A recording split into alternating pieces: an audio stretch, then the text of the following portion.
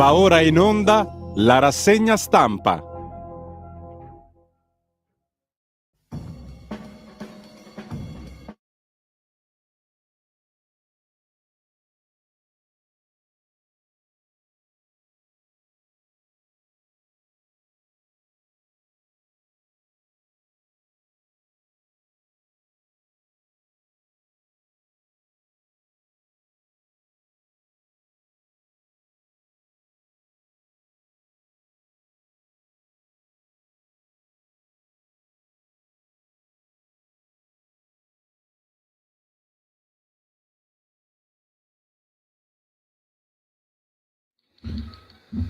Un cordiale buongiorno a tutte le ascoltatrici e a tutti gli ascoltatori da Giulio Cainarca. Ben trovati all'appuntamento con la rassegna stampa. Sono le 7.32, martedì 9 maggio, radiolibertà.net e la pagina Facebook di Radio Libertà, così avete il palinsesto di giornata.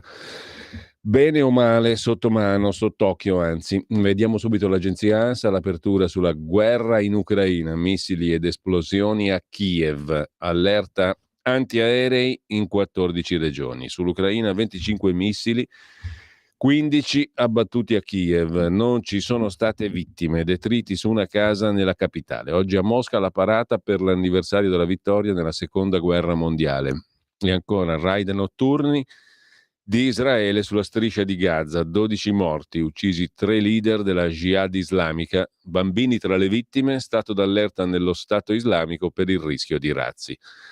Il terzo titolo per la politica interna italiana, Giorgia Meloni, ho il mandato per fare le riforme, niente Aventini, dice il Premier, che vede oggi le opposizioni sul tema delle riforme. Vedrà tra gli altri anche Conte e Schlein.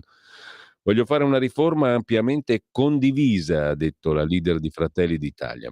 Confronto in salita e il PD fa notare che l'appuntamento non deve essere un modo per distrarre l'attenzione sui temi che interessano le persone, lavoro, sanità, PNRR. Un operaio armocromista dona a Schlein una giacca blu di Fincantieri, quale miglior colore del blu dei lavoratori.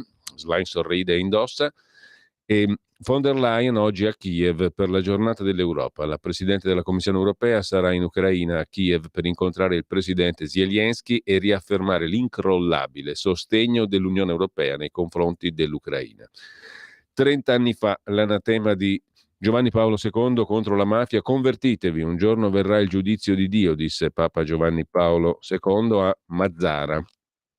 Poi Carlo Fuortes, amministratore delegato della RAI, si è dimesso. Salvini dice è una libera scelta. Insorge l'opposizione. Indiscrezioni, si va verso Sergio, nuovo amministratore delegato, e Rossi, uomo di Giorgia Meloni, direttore generale. Lo strappo dell'Unione Europea con Israele, cancellato l'evento con Ben Gvir, le sue opinioni contraddicono i valori dell'Europa e la motivazione europea, e il ministro israeliano leader dell'estrema destra risponde che è una vergogna che l'Unione Europea mi tappi la bocca. Intanto Israele autorizza il primo latte coltivato. In Italia è polemica. Per il premier Netanyahu è una pietra miliare nello sviluppo tecnologico. Un coro di no da Coldiretti e Assolatte. Tornando all'Italia, il Ministero dell'Economia e delle Finanze lancia il nuovo buono del tesoro. Si chiama Valore, pensato per i risparmiatori. Una nuova famiglia di titoli di Stato pensata per il piccolo risparmiatore. Il nuovo titolo della durata di 4 anni sarà collocato dal 5 al 9 giugno e non sono previsti riparti. Primo sì al ponte sullo Stretto, ora il testo va in aula alla Camera. Il sottosegretario Rixi dice per l'infrastruttura il costo complessivo è di 13 miliardi e mezzo. Michela Murgia si rasa i capelli, è caduto il primo ciuffo. La scrittrice, che ha rivelato di avere un cancro in fase avanzata, ha detto che sembra una festa, ma con gli amici, mio figlio e il sole di fuori, cos'altro poteva essere? Ho ucciso mia figlia Jessica, parla Taulant Malagi, panettiere albanese, 45enne, che ieri a Torre Maggiore, Foggia, ha ucciso la figlia sedicenne e il suo vicino e ha rilasciato dichiarazioni spontanee ammettendo il duplice omicidio. Il piccolo si è salvato perché si è nascosto dietro il divano. Il caso Cottarelli scuote il PD. Il sindaco di Milano Sala ha detto non è un bel segnale che Cottarelli si sia dimesso E nella Juve, intesa come la squadra di calcio, comportamenti non corretti sistematici sono le motivazioni della sentenza del collegio di garanzia sul ricorso della Juve. La motivazione della Corte della Federazione Italiana Gioco Calcio è carente, dice la Juve, ma si becca uno schiaffo. Caro affitti per gli universitari, la ministra Bernini vara un gruppo di lavoro. Occorre valutare il valore medio di un posto letto. Taglio dei costi del 15%, spuntano tende anche davanti alla Sapienza di Roma. L'Italia a tendopoli è una bella metafora, anche corretta, diciamo, per lo stato del paese. Mentre Giorgia Meloni ha detto che celebrare il Senato significa ricordare le nostre radici, con Gianni Morandi alla presenza di Mattarella alla commemorazione della prima seduta del 1948. Infine una notizia che riguarda l'immigrazione, una sentenza della Corte Costituzionale, permesso di soggiorno sia al rinnovo se il reato è lieve. Lo vediamo subito in dettaglio: non può essere automaticamente respinta la richiesta di rinnovo del permesso di soggiorno per motivi di lavoro in caso di condanna dello straniero per alcuni fatti di lieve entità. Cosa volete che sia, insomma, dice la Corte Costituzionale. Nulla osta al rinnovo del permesso di soggiorno per lo straniero che è stato condannato per reati di lieve entità. Siamo in Italia. La decisione sul rinnovo spetta al questore, che dovrà valutare la pericolosità sociale del richiedente prima di negare il permesso. Lo ha stabilito la Corte Costituzionale con una sentenza, relatrice Maria Rosaria San Giorgio, che ha dichiarato la illegittimità costituzionale di alcuni articoli del decreto legislativo 286 del 98, turco-napolitano, siamo da quelle parti, il testo unico sugli stranieri, nella parte in cui erano dei fascistoni anche loro, Napolitano inteso come il futuro presidente della Repubblica e Livia Turco, comunque esponente del PD, PC-PDS, nella parte in cui ricomprendono appunto gli articoli del 98 della turco-napolitano, nella parte in cui ricomprendono tra le ipotesi di condanna che impediscono automaticamente il rinnovo del permesso di soggiorno per lavoro anche quelle per il reato di piccolo spaccio, cosa volete che sia, e vendita di merci contraffatte. Chiudiamo due occhi, senza prevedere che l'autorità competente verifichi in concreto la pericolosità sociale del richiedente, il rinnovo del permesso di soggiorno. Ci è voluto qualche anno, perché dal 98 hanno deciso oggi, comunque la decisione è arrivata. Se uno spaccetta e contraffà così un po', mica troppo, perché impedirgli di rinnovare il permesso di soggiorno? Le questioni di costituzionalità, dice la Corte Costituzionale, erano state sollevate dal Consiglio di Stato, il supremo organo della magistratura amministrativa, nell'ambito di 2 giudizi originati da ricorsi presentati da stranieri, la cui richiesta di rinnovo del permesso di soggiorno per motivi di lavoro era stata respinta per effetto delle condanne per i predetti reati, i reatucci, quelli piccoli. Nella motivazione la Corte ha chiarito, in linea con svariate pronunce, in sintonia con la CEDU, la Corte Europea dei Diritti dell'Uomo, che il legislatore è bensì, attenzione al bensì, titolare di un'ampia discrezionalità nella regolamentazione dell'ingresso e del soggiorno degli stranieri in Italia. Tuttavia, ed è più importante il tuttavia, entro il limite di un ragionevole e proporzionato bilanciamento dei diritti e degli interessi coinvolti. A fronte della minore entità dei fatti di reato considerati, in un caso l'illecita detenzione di 19 grammi e la cessione di 1,5 grammi di hashish, nell'altro la vendita di prodotti con segni falsi, l'automatismo del no al rinnovo del permesso di soggiorno è stato ritenuto dalla Corte Costituzionale manifestamente irragionevole sotto diverse prospettive, sia perché per le stesse condanne nell'ambito della disciplina dell'emersione del lavoro irregolare volta al medesimo scopo del rilascio del permesso di soggiorno, quest'ultimo non è automaticamente escluso, ma implica una valutazione concreta della pericolosità dello straniero, sia perché l'automatismo del no al rinnovo del permesso di soggiorno riferito a stranieri già presenti regolarmente sul territorio nazionale e che hanno iniziato un processo di integrazione sociale è in contrasto col principio di proporzionalità, come declinato dalla giurisprudenza della Corte Europea dei Diritti dell'Uomo. Dunque, conclude la Corte Costituzionale italiana, può verificarsi che la condanna nei casi considerati non è tale da comportare un giudizio di pericolosità riferito alla persona del reo per varie ragioni: la lieve entità, le circostanze del fatto, il tempo trascorso dalla commissione del reatuccio, il livello di integrazione sociale nel frattempo raggiunto. Pertanto risulta necessario che nell'esaminare la domanda di rinnovo del permesso di soggiorno, l'autorità amministrativa, indica la sentenza, apprezzi tali elementi per evitare che la sua valutazione si traduca in un giudizio astratto e lesivo dei diritti garantiti dall'articolo 8 della Corte europea dei diritti dell'uomo.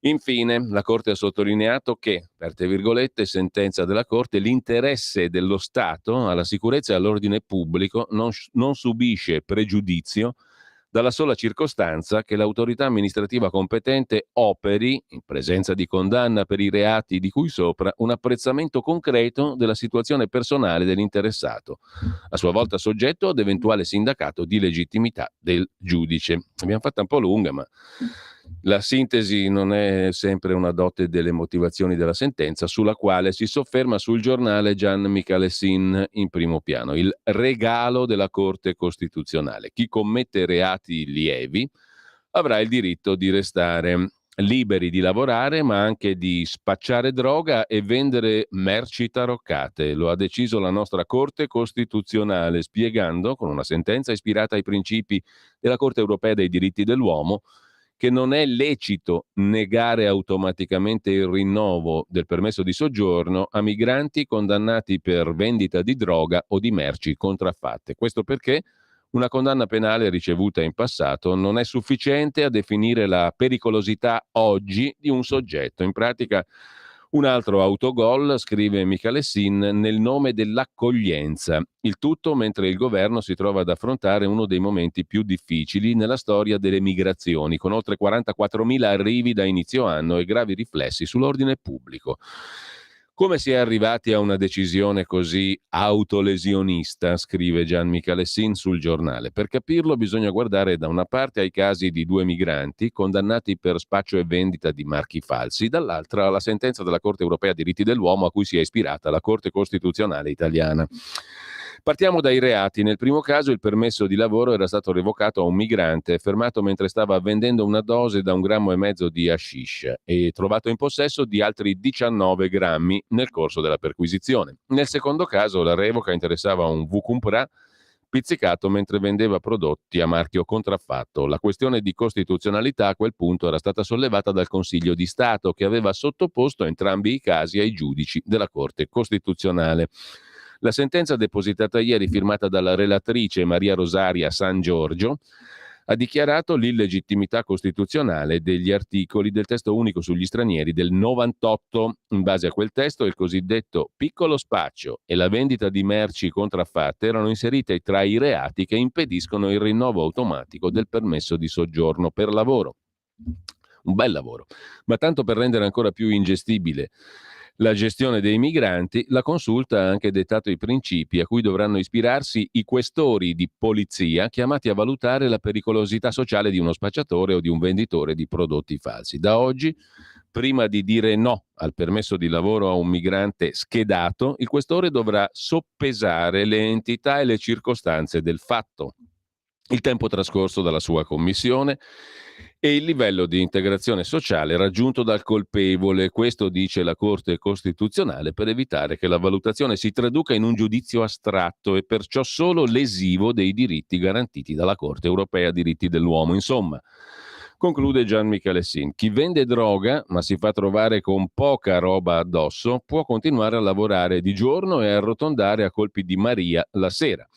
Lo stesso vale per chi si è fatto beccare una volta ma poi è sfuggito per molto tempo ai controlli, e anche aver messo su casa e famiglia, magari coi proventi di hashish e marijuana, è un segno di integrazione sociale che impone di ignorare eventuali reati commessi da un migrante, concedendogli di continuare a soggiornare e lavorare nel nostro paese. A dar retta alla Corte Costituzionale, conclude Michalessin, la nuova giurisprudenza eviterà che l'automatica cancellazione del permesso di soggiorno incida in modo sproporzionato sui diritti fondamentali degli stranieri, dimenticando e ridimensionando però il diritto alla sicurezza della popolazione italiana.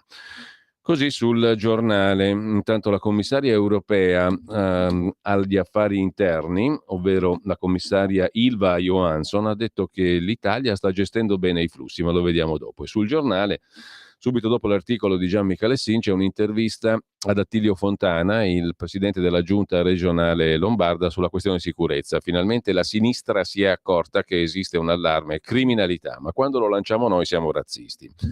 Bisogna inviare i militari per rafforzare la percezione di sicurezza. Intere zone di Milano e Roma rischiano di essere fuori controllo. Accoglienza? La solidarietà non è certo far venire tutti qui senza casa né lavoro, dice Attilio Fontana. Mentre la commissaria europea agli affari interni, ovvero Ylva Johansson, approva l'istituzione dello stato di emergenza da parte del governo Meloni sull'immigrazione e dice che l'Italia sta gestendo molto bene i flussi di migranti, cioè sta accogliendo ottimamente. Con la Tunisia abbiamo un ottimo accordo. L'Italia è sottoposta a un'enorme pressione migratoria e la sta gestendo piuttosto bene, ha detto la commissaria europea agli affari interni Ylva Johansson, lo riporta anche Euronews, che intervista la commissaria sullo scontro tra Francia e Italia dopo le dichiarazioni del ministro dell'interno Darmanin. Intanto in Germania, ci racconta su Italia Oggi, pagina 11, Roberto Giardina, la questione profughi è come in Italia, solo il 15% degli immigrati ha diritto a rimanere, ma chi entra finisce per restare lì per sempre. Il costo della loro accoglienza sta diventando sempre più alto. Gli italiani, specie i politici, s'ostinano in Europa a puntare su quelli che chiamano i cugini francesi e si sorprendono quando dalla Francia arrivano attacchi, critiche e insulti, come le dichiarazioni del ministro degli interni Darmanin contro il governo Meloni di non saper affrontare l'emergenza profughi. Reagiamo indignati, scrive Giardina. Il ministro degli esteri italiani annulla la visita in Francia. I francesi ci usano come comodi, obbedienti partner quando gli fa comodo, ma in funzione antitedesca, ma non ci sopportano al loro fianco e ci lasciano quando non serviamo più. Sono sicuri di essere i primi in Europa, anche prima della Germania. Siamo sempre convinti che i tedeschi ce l'abbiano con noi. In realtà sono meno nazionalisti e rispettano gli italiani più di quanto sospettiamo noi, scrive Giardina. Naturalmente, come tutti, anche loro badano ai propri interessi über alles. Non parliamo di Liebe o di amore, ma ci converrebbe cercare di stare più a fianco di Berlino che di Parigi.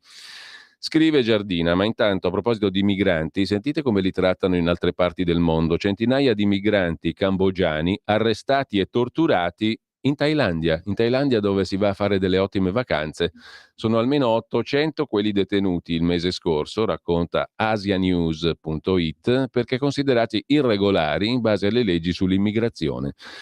Altro che Corte Costituzionale italiana. ONG e attivisti denunciano maltrattamenti e violazioni gravi dei diritti, la debolezza di Phnom Penh nei confronti del vicino da cui dipende sul piano economico e la ripresa delle migrazioni post-Covid, affrontate col pugno che dire duro è dire poco, arresti e torture. In Thailandia contro i migranti cambogiani. E in Texas, fine settimana di sangue, scrive Avvenire, e odio contro gli immigrati. 8 persone sono state uccise a colpi di fucile d'assalto da un uomo con simpatie neonaziste. Altre 8 persone falciate all'esterno di un centro cattolico, fa 16, da un'auto alla cui guida c'era un cittadino con trascorsi razzisti. 393 i milioni di armi presenti negli Stati Uniti nelle mani di civili, escludendo le forze armate, scrive Avvenire. Su Tempi, invece, siamo in Afghanistan a proposito di violenze, almeno 400 persone fustigate o lapidate dall'agosto del 21, scrive Leone Grotti su Tempi.it. Secondo l'ultimo rapporto dell'ONU sul paese, i talebani sono tornati ad applicare a pieno regime i dettagli che avvengono allo stadio davanti alla folla. Vedete la fotografia di una donna bastonata da un talebano, anzi presa a spade. Non osiamo immaginare il seguito. Mentre un sondaggio ci riporta in Germania su scenarieconomici.it la maggioranza dei tedeschi è contro l'immigrazione di massa. In Lombardia, allarme sicurezza, all'affondo del già citato presidente Fontana, il governatore lombardo chiede più militari, scrive anche Avvenire in cronaca di Milano e Lombardia, e attacca il centro-sinistra. Fontana parla di situazione preoccupante, quella dell'ordine pubblico e della sicurezza a Milano e in Lombardia. Se ne fossero accorti un po' prima, anche ascoltandoci, dice Fontana. Controbate il sindaco Sala, non abbiamo mai nascosto la polvere sotto al tappeto, stiamo assumendo vigili e non mi sembra che il governo invece stia mandando agenti, dice il sindaco di Milano. Su un'altra questione, il fronte di guerra russo-ucraino, vi segnalo un paio di articoli. Il primo, quello di Gianandrea Gaiani, direttore di analisi difesa.it, sulla nuova bussola quotidiana. In Donbass avanzano i russi, stiamo ancora aspettando l'offensiva ucraina. La cittadina di Bakhmut è quasi interamente in mano russa, non ci sono prove della mancanza di munizioni denunciata dal comandante della brigata Wagner Prigozhin. Oggi le celebrazioni per la vittoria sovietica nella seconda guerra mondiale. Intanto i russi attendono la controffensiva ucraina, sulla quale permangono dubbi. Lo stesso Gianandrea Gaiani è intervistato dal sussidiario.net. Gli Stati Uniti non possono permettersi la pace, sarebbe la vittoria della Cina, secondo Gaiani. Il video di Prigozhin, brigata Wagner, il balletto con Kadyrov sono sceneggiate. Nessuno critica Putin. Kissinger prevede negoziati grazie ai cinesi, ma per gli Stati Uniti sarebbe uno smacco. A proposito di Kissinger, sulla Stampa, a pagina 18, trovate la trascrizione dell'intervista a Kissinger trasmessa dalla CBS statunitense. L'ex segretario di Stato compie 100 anni. Se gli Stati Uniti difendono Taiwan sarà guerra. Impossibile non parlare con Putin e Xi Jinping. La Cina ora negozia, il conflitto in Ucraina terminerà entro l'anno. L'intelligenza artificiale provocherà il riarmo, quindi va limitata come è stato fatto con le testate nucleari. Ucraina, il ruolo di Pechino porterà presto all'avvio di trattative tra Mosca e Kiev, prevede Kissinger. Guerra fredda, in questi 75 anni siamo tutti riusciti a evitare il ricorso alle armi atomiche. Ottimo risultato. Impossibile non parlare con Putin e Xi Jinping. Cambiando argomento, tornando all'Italia in chiave europea, però la questione del PNRR, a Roma arrivano gli ispettori dell'Unione Europea per verificare le riforme. Sui fondi è scontro tra Fitto e De Luca, da Bruxelles non arriva il via libera alla terza tranche da 20 miliardi del PNRR. Dubbi sulla governance. Il governo continua a trattare, scrive la Stampa, ma sale il rischio che all'Italia non arrivi nulla per tutto il 2023. Mentre ci sono 304.000 prime case che sono finite all'asta, racconta Avvenire, pagina 11. 1 milione le famiglie sovraindebitate. Associazioni e esperti denunciano l'incubo delle cartolarizzazioni. Si specula sui cosiddetti crediti deteriorati e si finisce per mettere in ginocchio il ceto medio. Crediti deteriorati come chiave per individuare una speculazione unica in Europa che sta rovinando più di 1 milione di famiglie italiane che si sono indebitate per acquistare la prima casa e le piccole imprese. Un dramma celato dietro termini tecnici incomprensibili ai più, come non performing loans, NPL, o crediti deteriorati. Per legge, con un ritardo di pagamento di soli 90 giorni, il credito in Italia si può considerare deteriorato. Quindi cosa succede? La banca cede il credito a società di cartolarizzazione e si libera del passivo. Nel caso di un mutuo ipotecario per la casa, il passo successivo è il pignoramento dell'immobile. La società che acquista il credito a prezzi svalutati si assume il rischio e il diritto di rimborso. E la differenza tra prezzo di acquisto e quantità di soldi recuperati dai debitori, poiché in gran parte delle società di cartolarizzazione, gran parte delle società a sede ultima in paradisi fiscali, la differenza dunque tra prezzo di acquisto e quantità di soldi recuperati dai debitori è defiscalizzata. Così l'economia italiana subisce un triplice danno: fallimento di aziende, svendita a prezzo vile degli immobili pignorati, prime case o laboratori artigianali compresi, bassissime entrate erariali. Punta dell'iceberg il caso, riportato di recente da Repubblica, di 2 grandi società immobiliari genovesi, considerate sane e solvibili, insomma clienti ideali per le banche, anche in temporanee difficoltà economiche.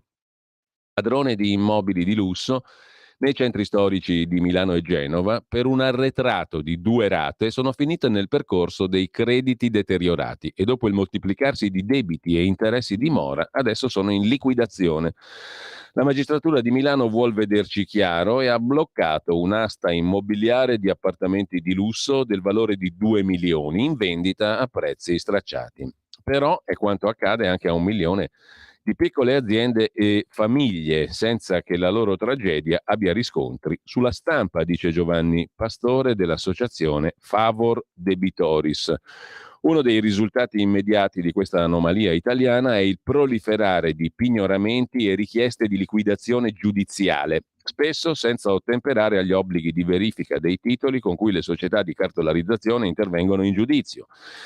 La Corte di giustizia europea è intervenuta per sottolineare la necessità di un controllo preventivo e puntuale dei titoli di credito e delle eventuali anomalie per evitare vessazioni al consumatore.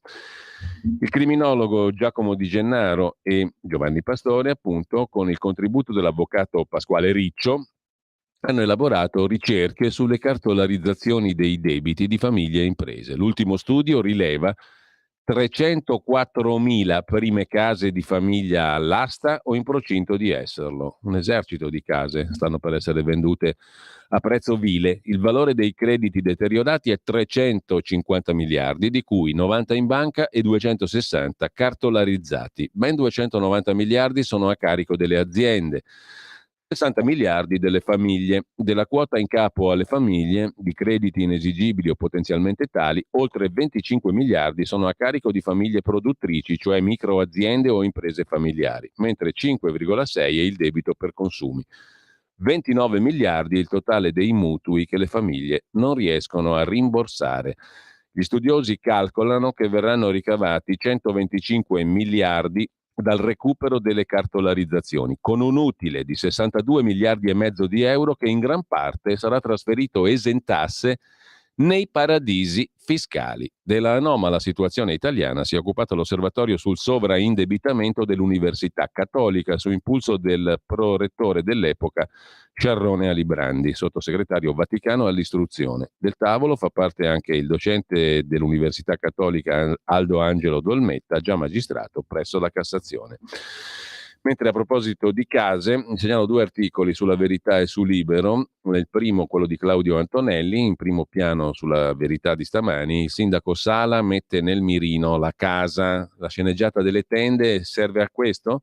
Minaccia la proprietà privata per stangare gli affitti brevi. Invece di procedere contro le occupazioni, il Comune di Milano vuole estendere il modello Venezia, un'altra batosta sul mattone.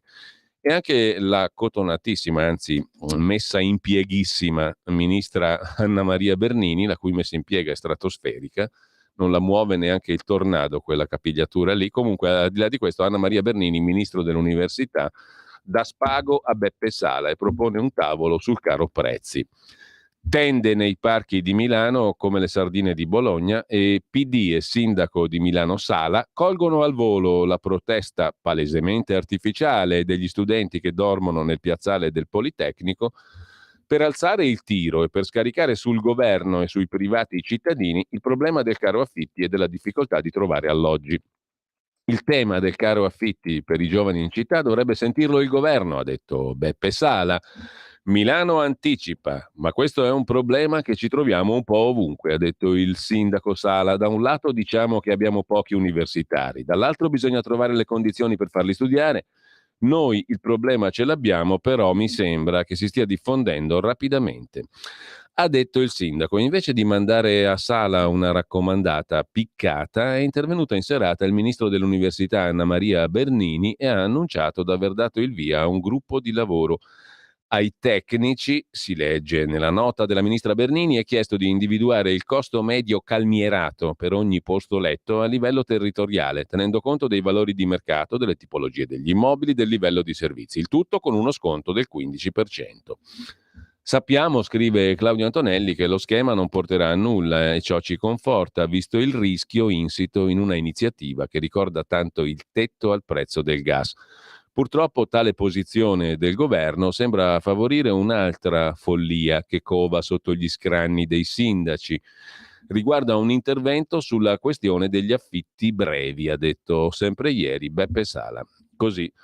In Laguna si copia il modello Venezia. Grazie all'emendamento Pellicani al decreto aiuti, Venezia ha introdotto una norma per limitare gli affitti brevi, saranno consentiti soltanto per 120 giorni all'anno. Oltre, i bed and breakfast saranno considerati attività imprenditoriale a tutti gli effetti con relativa tassazione.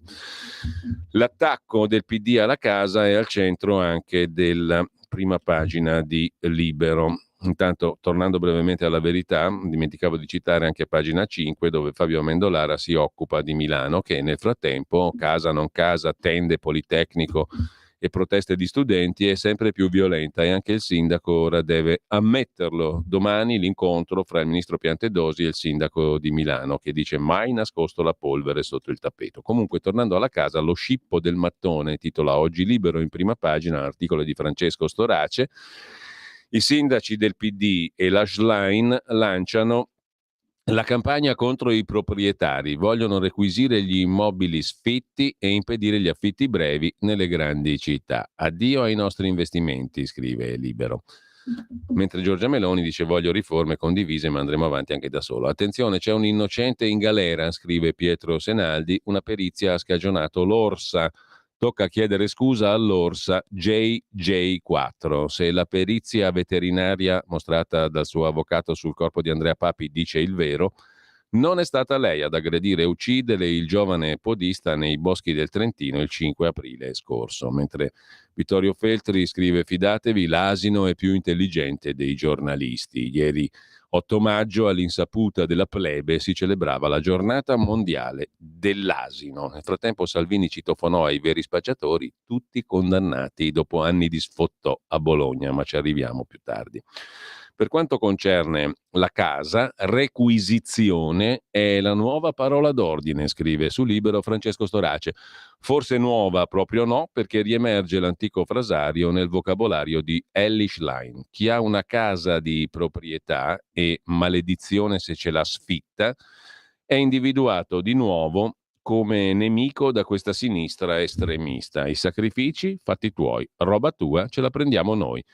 Minaccia alla proprietà, denuncia Libero, attacco alla casa, il PD di Elly Schlein punta a requisire gli immobili sfitti. La segretaria del PD ha rilanciato il suo programma intermediazione pubblica per recuperare al mercato delle locazioni gli alloggi dei privati. Sono i soliti compagni, scrive Libero, che intervista con Tommaso Montesano anche Giorgio Spaziani Testa, presidente di Confedilizia. Il mercato ha le sue regole e lo Stato stia fuori. Non servono altre restrizioni, il pubblico pensi al suo patrimonio.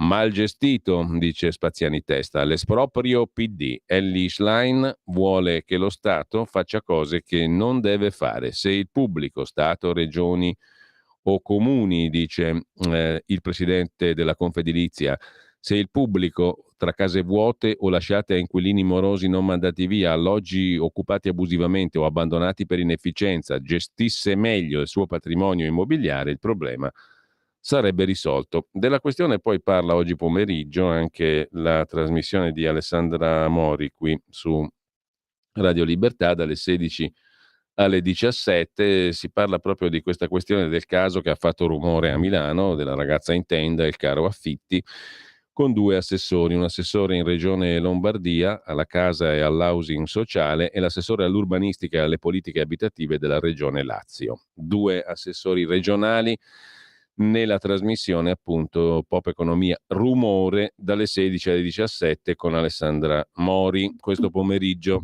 Intanto, tornando a Libero, i sindaci vogliono limitare anche il diritto di affittare, così come raccontava la Verità poco fa. Sala, Nardella e Lepore non cambiano mai questi compagnucci, puntano a fissare un limite per i contratti brevi nelle città da loro amministrate. Così facendo non freneranno la domanda, favoriranno solo l'evasione. Per quanto concerne invece ancora la Verità, vi segnalo pure un altro articolo di prima pagina. Giacomo Amadori e François de Tonquedec che si occupano del presidente uscente dell'INPS Pasquale Tridico. Le promozioni d'oro prima dell'addio.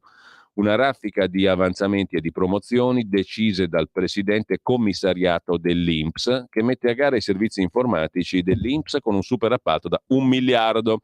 Retromarcia del governo sulla scelta del futuro direttore generale, e alla Guardia di Finanza l'interim va al fratello di Gianni De Gennaro, ovvero il prossimo probabile futuro capo della Guardia di Finanza. Intanto un dato colpisce e ce lo fornisce il Tempo di Roma in pagina economica. La filiera del cibo tocca quota 580 miliardi di euro di fatturato, praticamente un terzo del PIL annuale dell'Italia, con un balzo del più 15% e record per le esportazioni alimentari. Una rete, osserva Coldiretti, che vede impegnati 4 milioni di lavoratori in 740.000 aziende agricole. Ci sarà stata la pandemia, la guerra, eccetera, l'inflazione, ma gli italiani sono un popolo di buon gustai, scrive Il Tempo. Lo dimostrano i numeri diffusi da Coldiretti per il Tutto Food a Milano, secondo cui lo scorso anno il cibo è diventato la prima ricchezza d'Italia, valore 580 miliardi di euro, nonostante le difficoltà legate alla pandemia, alla crisi energetica e all'Ucraina. Insomma, il Made in Italy a tavola vale oggi quasi un quarto del PIL nazionale, diremo quasi un terzo a dir la verità, del PIL nazionale, e dal campo alla ristorazione, alla sala da pranzo, vede impegnati 4 milioni di lavoratori, 740.000 aziende agricole. Popolo di camerieri, insomma, gli italiani. Scusi, lei spaccia? Così Dagospia riassume la notizia. Condannata per droga la famiglia di origine tunisina alla quale citofonò Matteo Salvini durante la campagna elettorale del 2020 in Emilia-Romagna. Il capitone, come Dagospia ha ribattezzato Matteo Salvini, chiese se ci fosse qualcuno che trafficava stupefacenti, scatenando polemiche. Ora sono piovute ben 21 condanne. Insomma, aveva leggermente ragione Matteo Salvini. Sempre Salvini, una pillola dell'Agi sulla questione delle dimissioni dell'amministratore delegato della RAI, Fuortes. Sui palinsesti della RAI, ho tanto da fare sulle ferrovie, sulle strade, sui ponti e gli aeroporti. Lascio ad altri l'onore e l'onere di fare i palinsesti della RAI. È un gesto di apprezzato comunque quello di mettersi con le motivazioni che sono state date. Oggi ho avuto una giornata bella intensa e non ho letto le motivazioni, quindi se l'ha fatto avrà avuto le sue motivazioni per farlo. Buon lavoro a chi verrà dopo. L'onore e l'onere, senza se e senza ma.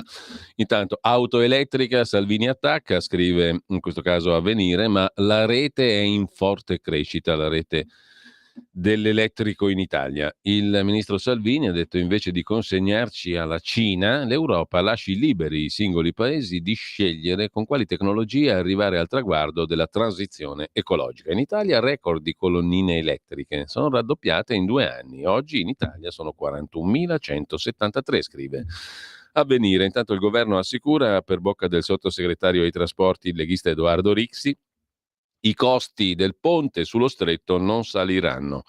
Il decreto oggi in aula a Montecitorio, racconta il giornale. Il prezzo, dice Rixi, è di 13 miliardi e mezzo. Aggiunge Salvini: lo faremo con l'acciaio dell'Ilva. Sulla questione del ponte è La Stampa di Torino, pagina 15, a interpellare Pietro Salini, l'amministratore delegato di WeBuild. Il ponte sullo stretto, tra 1 anno i lavori, il governo non ridimensioni il recovery, i fondi PNRR. Polemiche sterili, dice l'amministratore di WeBuild. È un'opera storica, piace anche all'Europa. Rischio infiltrazioni mafiose? Vigileremo, ma la responsabilità non può essere nostra. Il costo aumentato è colpa dell'inflazione. I 13 miliardi stimati dal governo per il ponte sullo stretto sono verosimili. Troppi vantaggi per i costruttori? Abbiamo vinto una regolare gara internazionale. PNRR? Inevitabile riscrivere l'agenda, ma sarebbe troppo comodo rinunciare a opere e soldi. La verità è che sul ponte sullo stretto si fanno polemiche modeste, dice Pietro Salini alla Stampa. È un'opera che sognava già Giulio Cesare, non Carnelli, il condottiero romano. Noi tra 1 anno siamo pronti a far partire i lavori, dice l'amministratore delegato di WeBuild. 90.000 dipendenti al mondo in tasca, col consorzio Eurolink, la promessa del governo di vedersi restituito l'incarico di general contractor per il ponte revocato da Mario Monti nel 2011. Il governo dice che servono 13 miliardi e mezzo di euro per il ponte. È verosimile, osserva il dottor Salini. Il ponte in sé ne costa 4,5, altri 6 per le opere accessorie e di compensazione, più oneri di ingegneria e la parte di rete ferroviaria italiana, Ferrovie dello Stato. Il conto è salito parecchio, ma è il mercato, bellezza, dice l'amministratore delegato di WeBuild. Ogni appalto oggi viene aggiornato nei prezzi per colpa dell'esplosione dei costi delle materie prime. Ne vale la pena per il paese di fare il ponticello? L'Italia, con il PNRR, risponde Salini, sta facendo un grande tagliando dopo anni di investimenti mancati. Scuole di qualità, culle piene e grandi opere. Questi sono i 3 segni di un paese con fiducia nel futuro. Stiamo ripartendo. Chi mette in dubbio l'utilità del ponte disconosce il valore di un progetto storico e sostenuto a livello internazionale, in primis dall'Unione Europea, a cui il governo potrà chiedere altre risorse. Non è un progettino infilato di nascosto, spiega il dottor Salini. Secondo l'anticorruzione conviene soprattutto alle imprese, progetto troppo sbilanciato a favore dei privati, dice l'autorità anticorruzione. Intanto, risponde Salini, a me piacerebbe che l'anticorruzione cambiasse nome, non ha eguali nel mondo, ovunque ci sono autorità per le opere pubbliche, non contro la corruzione.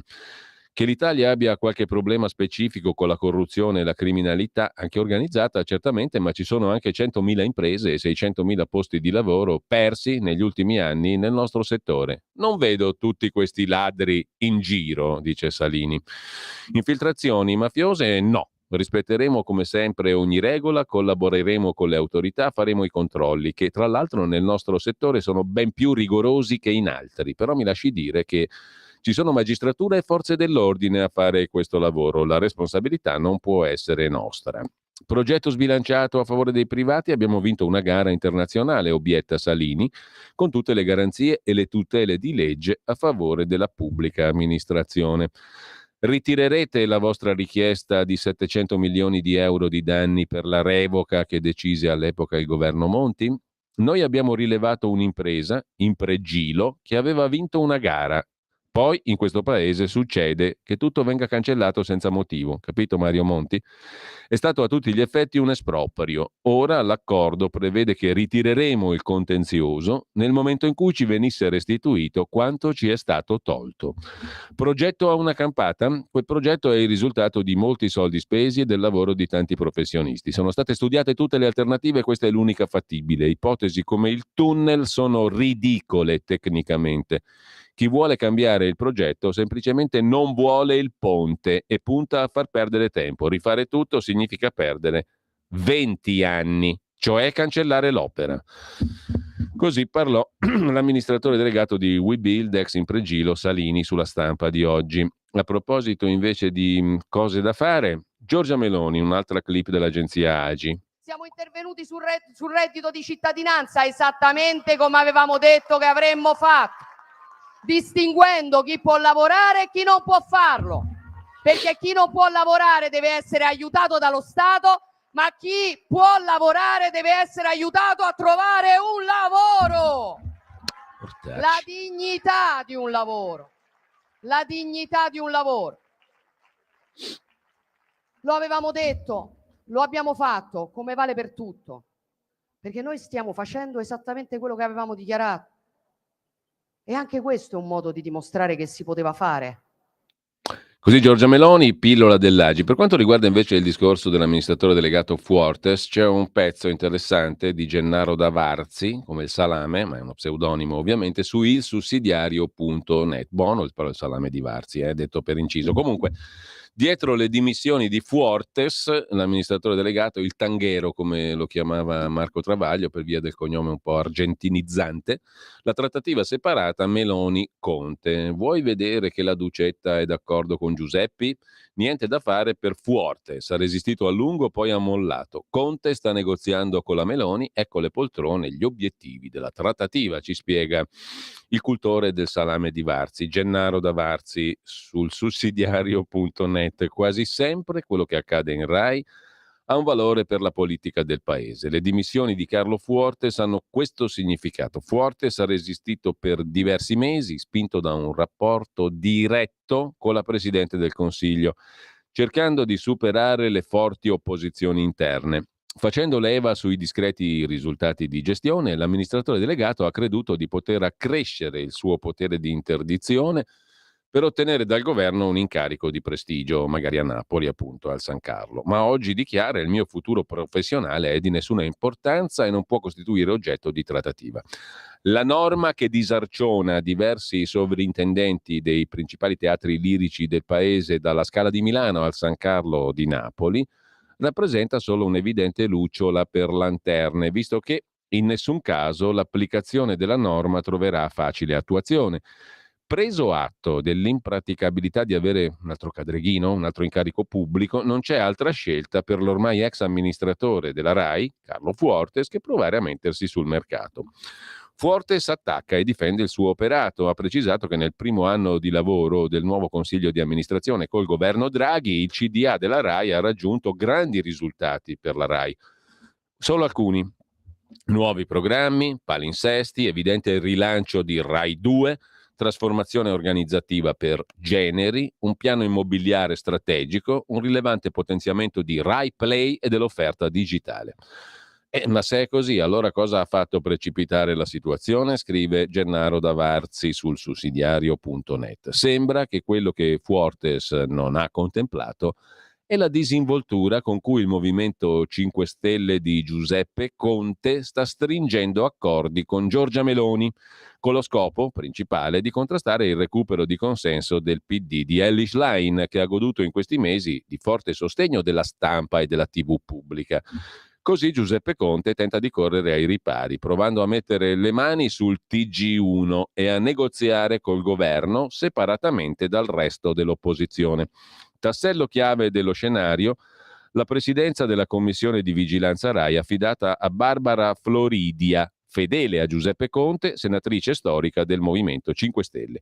Il primo a sospettare di questa strategia grillina è stato Matteo Renzi, che ha avvertito come sia ormai chiaro che se il governo dovesse affrontare difficoltà avrebbe già a disposizione l'aiuto niente meno che di Conte e del Movimento 5 Stelle.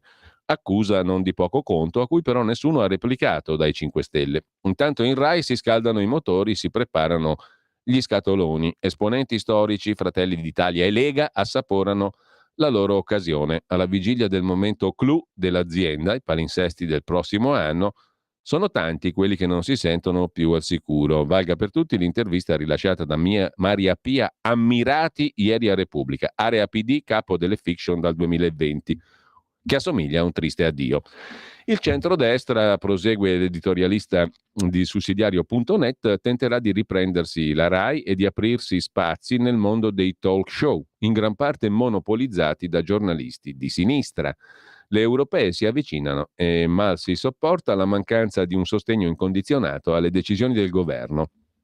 Vedremo come tutto questo avverrà, senza far precipitare i già precari dati di ascolto e senza allontanare ancor di più la RAI da quel pubblico giovane e democratico che ascolta e guarda contenuti molto diversi da quelli prodotti dalla RAI. Sulla RAI, addio Fuortes, c'è anche un pezzo in prima pagina sul Foglio a cura di Salvatore Merlo. Nessuno probabilmente si ricorderà più quale governo ha chiuso Alitalia, ma quando accadrà tutti si ricorderanno il governo che ha chiuso la RAI. L'azienda che passa di mano come un candelotto di dinamite con la miccia sempre più corta, conti sballati, ricavi ridotti di oltre 702 milioni di euro negli ultimi 10 anni, processi produttivi del secolo scorso, arretratezza tecnologica, circa 13.000 dipendenti, circa 1.700 giornalisti che sono assai più dei lavoratori della Fiat in Italia. Ed è probabilmente questa la ragione per la quale a luglio del 21 il governo Draghi chiamò come amministratore delegato il dottor Carlo Fuortes. Ci volevano idee, riforme e modernità. Preceduto com'era dalla fama di uomo che non si faceva spaventare dai sindacati, si pensava che Fuortes fosse proprio quello giusto. Tutta una mitologia. L'amministratore delegato della RAI è stato il più grande fallimento di Mario Draghi. E adesso Salvini vuole Massimo Giletti, secondo il Foglio. Meloni vuole Chiocci, Diaco, Veneziani. Fuori la RAI rossa di Augias. Padre e figlia, perché c'è anche la figlia Natalia Augias da decenni in RAI. Comunque, abbonato RAI, se ti va bene vedrai Teletolkien, ma se ti va male sarà Telegiletti. Vuoi vedere che il gilettone ritorna in pompa magna con profumo di Lega alla RAI? A proposito di nomi, Roberto Sergio, 63enne, direttore di Rai Radio, dovrebbe essere nominato prossimo amministratore delegato al posto di Fuortes. Giampaolo Rossi, uomo storico del Movimento Sociale Alleanza Nazionale e Fratelli d'Italia, Giorgia Meloni, è in pole position per diventare il prossimo direttore generale della RAI. Gianmarco Chiocci, già direttore del Tempo, attuale direttore ADN Cronos, è indicato per la guida del TG1. Antonio Preziosi, dal 2018 direttore di Rai Parlamento al TG2, Mario Orfeo dirige il TG3. Fabio Fazio potrebbe lasciare la RAI, che dolore, non ha ancora rinnovato il contratto. Pino Insegno, che è grande amico di Giorgia Meloni, dovrebbe approdare alla guida di un programma sulla TV pubblica.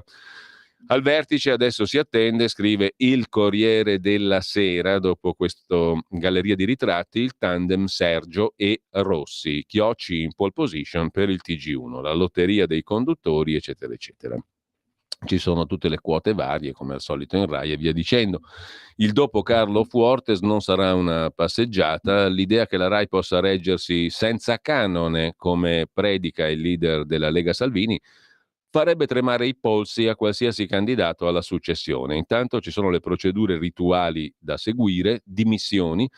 L'azionista è il Ministero dell'Economia, Giancarlo Giorgetti. Le dimissioni dovranno essere presentate alla Presidente del CDA, Marinella Soldi, senza essere necessariamente comunicate ai consiglieri di amministrazione. Sarà il Ministero dell'Economia, d'intesa col governo, a reintegrare il Consiglio di amministrazione indicando un nuovo nome che passerà in Consiglio dei Ministri. Dopo un'assemblea degli azionisti, poi il CDA ratificherà il nuovo amministratore delegato. Sarà quest'ultimo a scegliere il direttore generale. Il resto del Consiglio di amministrazione invece sopravviverà a Fuortes, perché così è stato deciso nella suddivisione dei pesi e contrappesi a cui il governo Meloni non si è sottratto. Staremo a vedere. Anche su Repubblica c'è la paginata classica sulla RAI.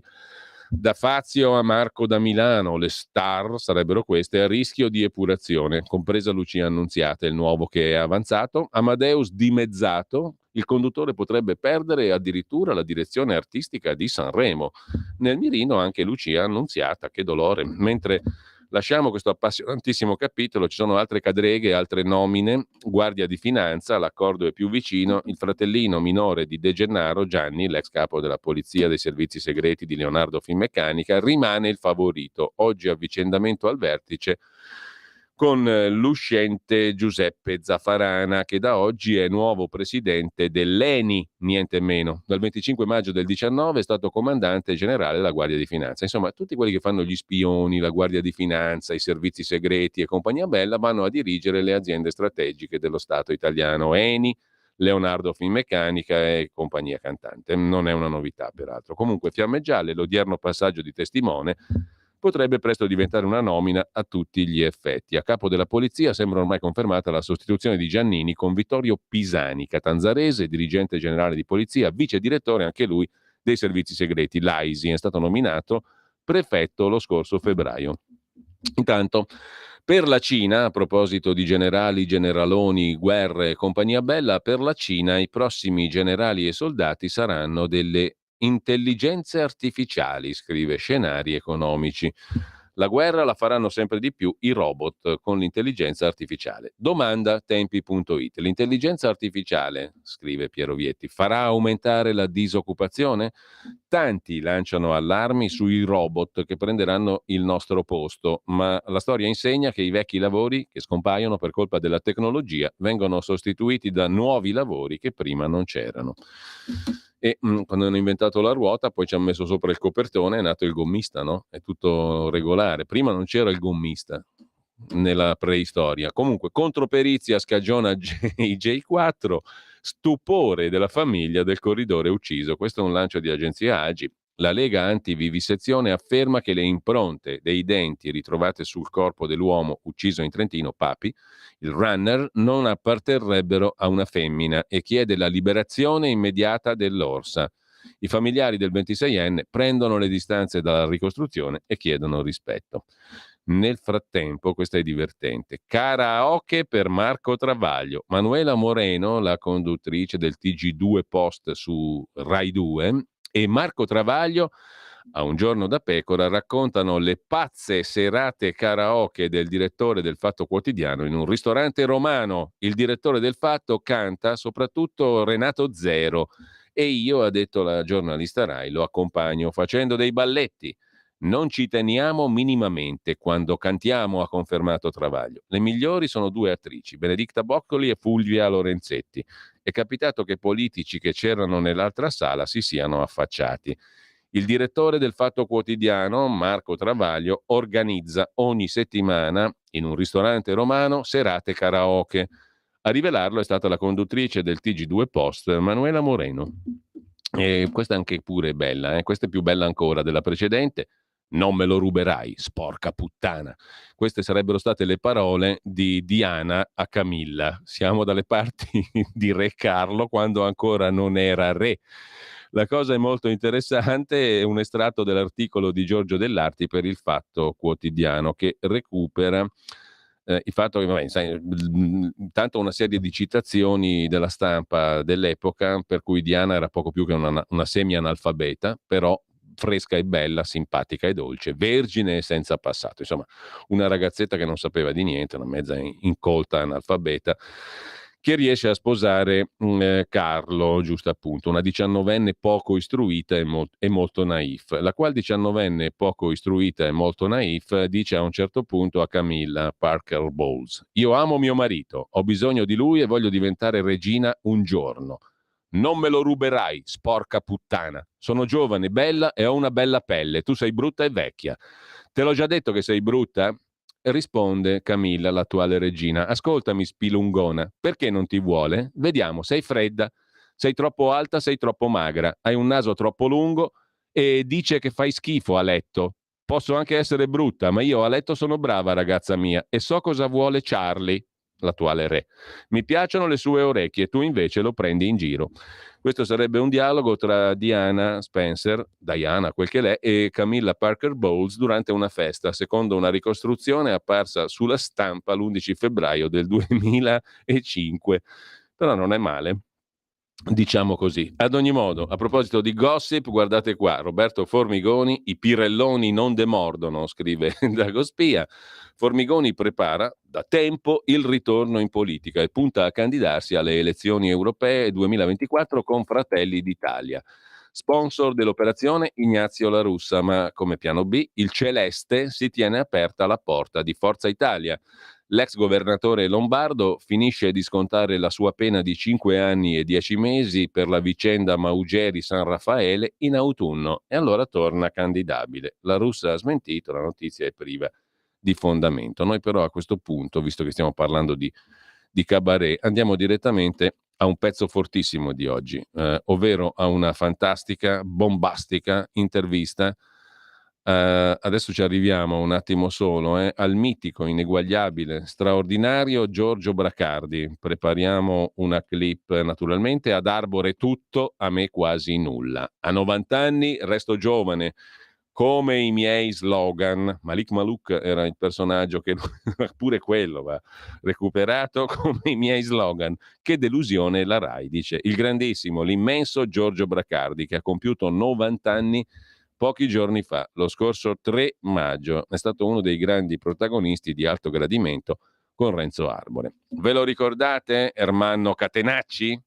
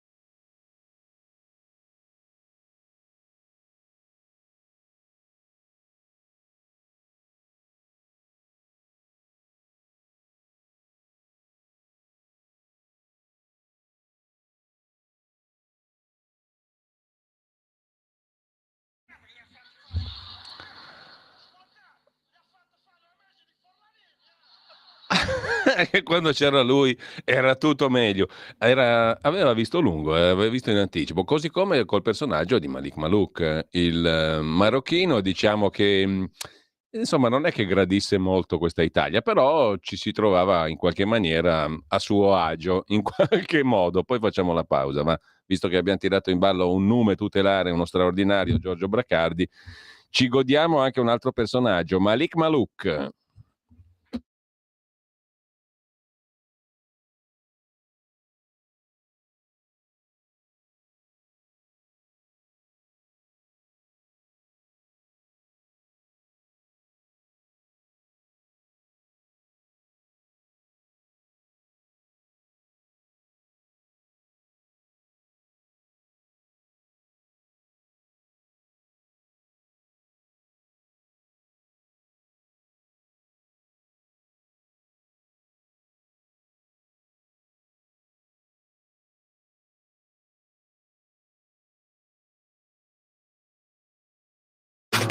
Stai ascoltando Radio Libertà. la tua voce libera, senza filtri né censura. La tua radio.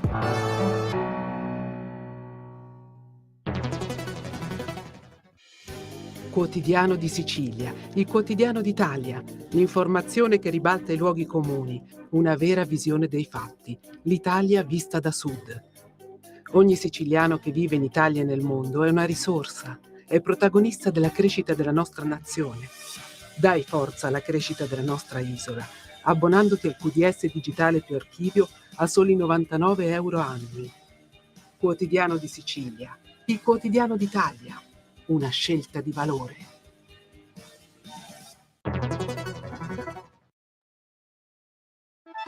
Stai ascoltando Radio Libertà, la tua voce libera, senza filtri né censure, la tua radio.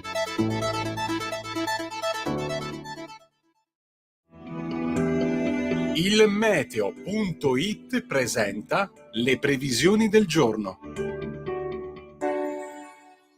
È in arrivo un nuovo ciclone in questa settimana che si annuncia abbastanza turbolenta, calo termico al nord. Nella prima parte della giornata non sono attese precipitazioni particolarmente diffuse, anche se qualche rovescio potrà interessare i rilievi del nord, come pure le regioni meridionali, qui soprattutto in Sicilia.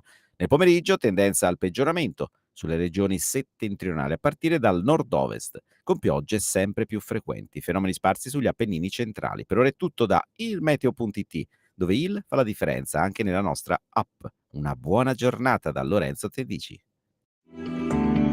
Avete ascoltato le previsioni del giorno. Mitico, straordinario Giorgio Bracardi, così come peraltro non è male anche la foto di Formigoni su Dagospia. Ma andiamo avanti come un solo uomo, anche se siamo in due. Un cordialissimo saluto a Federico Borsari di là dal non vetro in regia. Ci manca ancora qualcosa, ha detto Giorgia Meloni parlando delle comunali. Dobbiamo vincere tutto, perché quando c'era lui, non come questi qui che hanno i denti gialli, le gambettine, parlano col foglietto. Comizio con Salvini e Tajani ad Ancona, dove il centrodestra non governa da anni 30, cioè da 30 anni, no da anni 30, se no intendiamo male e ci portiamo appunto a quando c'era lui. Comunque Giorgia Meloni si dà il voto e si promuove. Pensa un po'. Magari tutto ancora non va come avrebbe voluto, come sull'immigrazione, ma alla fine la spunteremo noi, perché il progetto è chiaro: riforme costituzionali, cambio di passo culturale di cui sarà simbolo l'istituzione del liceo del Made in Italy, che approderà in Consiglio dei Ministri, scrive il Corriere della Sera a pagina 15. La Premier è ad Ancona insieme con i suoi vice Salvini Tajani per tirare la volata a Daniele Silvetti, che domenica e lunedì proverà a espugnare il capoluogo marchigiano dopo 31 anni di giunte di centrosinistra. Nella stessa pagina c'è l'intervista all'appena citato Roberto Formigoni. Si candida alle prossime europee? Mai parlato, risponde l'ex presidente Lombardo, di una mia candidatura alle europee coi vertici di Fratelli d'Italia. È vero invece che molti amici di vecchia data e di recentissima conoscenza hanno cominciato un pressing fortissimo nei miei confronti per una mia candidatura. Devi candidarti, c'è bisogno della tua esperienza. Il centrodestra ha bisogno di una figura come la tua, dicono i miei amici. Cosa rispondo io? È chiaro che questa insistenza mi dà da pensare. Sarebbe da irresponsabili non farlo. Ma oggi il mio orientamento è per il no. D'altra parte, per le europee c'è ancora tempo, sono a maggio dell'anno prossimo, continuerò a riflettere, dice Roberto Formigoni al Corriere della Sera. Dopo la condanna per corruzione è in affidamento ai servizi sociali fino a marzo dell'anno prossimo. Ci sarebbero i tempi per un ripensamento? Come ho fatto in questi 4 anni, risponde Formigoni, mi atterrò a ogni singola regola della magistratura. La pena in sé finisce nella primavera 24, però c'è lo sconto per buona condotta. Se continuerò a comportarmi bene, dice Formigoni, come mi è stato del resto riconosciuto in questi anni, sarò libero da tutto prima dell'autunno, in tempo eventualmente per prendere una decisione. Nel frattempo leggo, studio, seguo la politica come sempre, perché la passione ti rimane dentro. Do consigli a chi me li chiede. Lavoro, sto facendo una consulenza che mi permette di integrare un pochino il reddito della pensione, fortemente decurtata. Ho ancora energie da spendere che potrebbero essere destinate alla creazione di una scuola di politica. Se dovesse candidarsi, chiede il Corriere della Sera con Maurizio Gettasio, quale sarebbe la sua collocazione? Risponde Formigoni, non sto pensando a un determinato partito, perché non sto pensando affatto a una mia candidatura, come non sta pensando affatto? Continuerò a riflettere, diceva prima, comunque Transeat. Ora posso dire che ho una grande stima per, indovinate? Sì, avete indovinato, Giorgia Meloni. Si sta muovendo bene, con grande saggezza, equilibrio, rifiutando ogni estremismo, arrabbiandosi giustamente con chi dei suoi usa accenti nostalgici, assolutamente fuori luogo. Vero Ermanno Catenacci? È il suo addio a Berlusconi? Non posso dimenticare, dice Formigoni al Corriere, che ho militato per 15 anni in Forza Italia, anche se ho subito dei torti, ma non ho nessuna animosità. Se optassi per il sì, ci sarebbe anche la possibilità di candidarsi con Forza Italia. Non teme di essere attaccato per la sua vicenda giudiziaria? Chiunque faccia politica deve mettere in conto gli attacchi, conclude Formigoni. Dopodiché, su cosa sarò attaccabile? Per essermi difeso nel processo, senza tentare vie di fuga o scorciatoie? Ho accettato una condanna che ritengo ingiusta. Mi sono sempre proclamato innocente e continuo a farlo. Quando mi avranno fatto un attacco o due, saranno costretti a dimenticarsene e a passare ad altro. Così sul Corriere della Sera Roberto Formigoni. Mentre per un senatore che va, uno che entra, che esce, se n'è andato il professor Cottarelli che lascia il Senato, al suo posto arriva Cristina Tajani, già assessore al lavoro del comune, pioniera dello spoil system del centrodestra. È stata destituita dalla presidenza di Ampal Servizi subito dopo l'insediamento del governo. Tajani ha sentito Cottarelli? Domanda sempre Giannattasio, che si è divertito un casino ieri perché ha intervistato sia Formigoni che la nuova assessora Cristina Tajani. Domenica pomeriggio Cottarelli mi ha fatto una telefonata molto cortese, dice l'ex assessora della giunta milanese, non era dovuta e per questo è stata apprezzata ancora di più. Le ha spiegato Cottarelli il motivo della sua rinuncia? L'impegno verso le nuove generazioni, cioè verso i giovani, grazie alla collaborazione con la Cattolica. Mi ha detto che si sente più utile come divulgatore che nel ruolo di senatore e intende restituire quello che ha ricevuto dalla generosa vita. Mi è sembrata una scelta dettata soprattutto dal desiderio di rendersi utile. Quanto ha pesato la svolta a sinistra della segretaria Schlein non sta a me, risponde la futura neo-assessora del PD, futura neo-senatrice del PD Cristina Tajani, già assessore al lavoro nel Comune di Milano. Non sta a me interpretare le parole di Cottarelli, nelle sue frasi ho sentito toni di grande stima, apprezzamento nei confronti della segretaria Schlein, molta correttezza, molta stima anche personale. Quanto invece ai rapporti della neo-senatrice Tajani con Schlein, ho sostenuto la sua candidatura alle primarie con diverse altre persone del gruppo milanese. Conosco Schlein da un po' di anni. Trovo delle similitudini con la stagione che Milano ha conosciuto col movimento arancione di Giuliano Pisapia. Anche quando si candidò alle primarie si diceva che era troppo di sinistra per vincere, invece proprio quella sua radicalità, quella capacità di suscitare partecipazione dal basso ha fatto partire la stagione del centro-sinistra a Milano, Pisapia, che continua con Beppe Sala.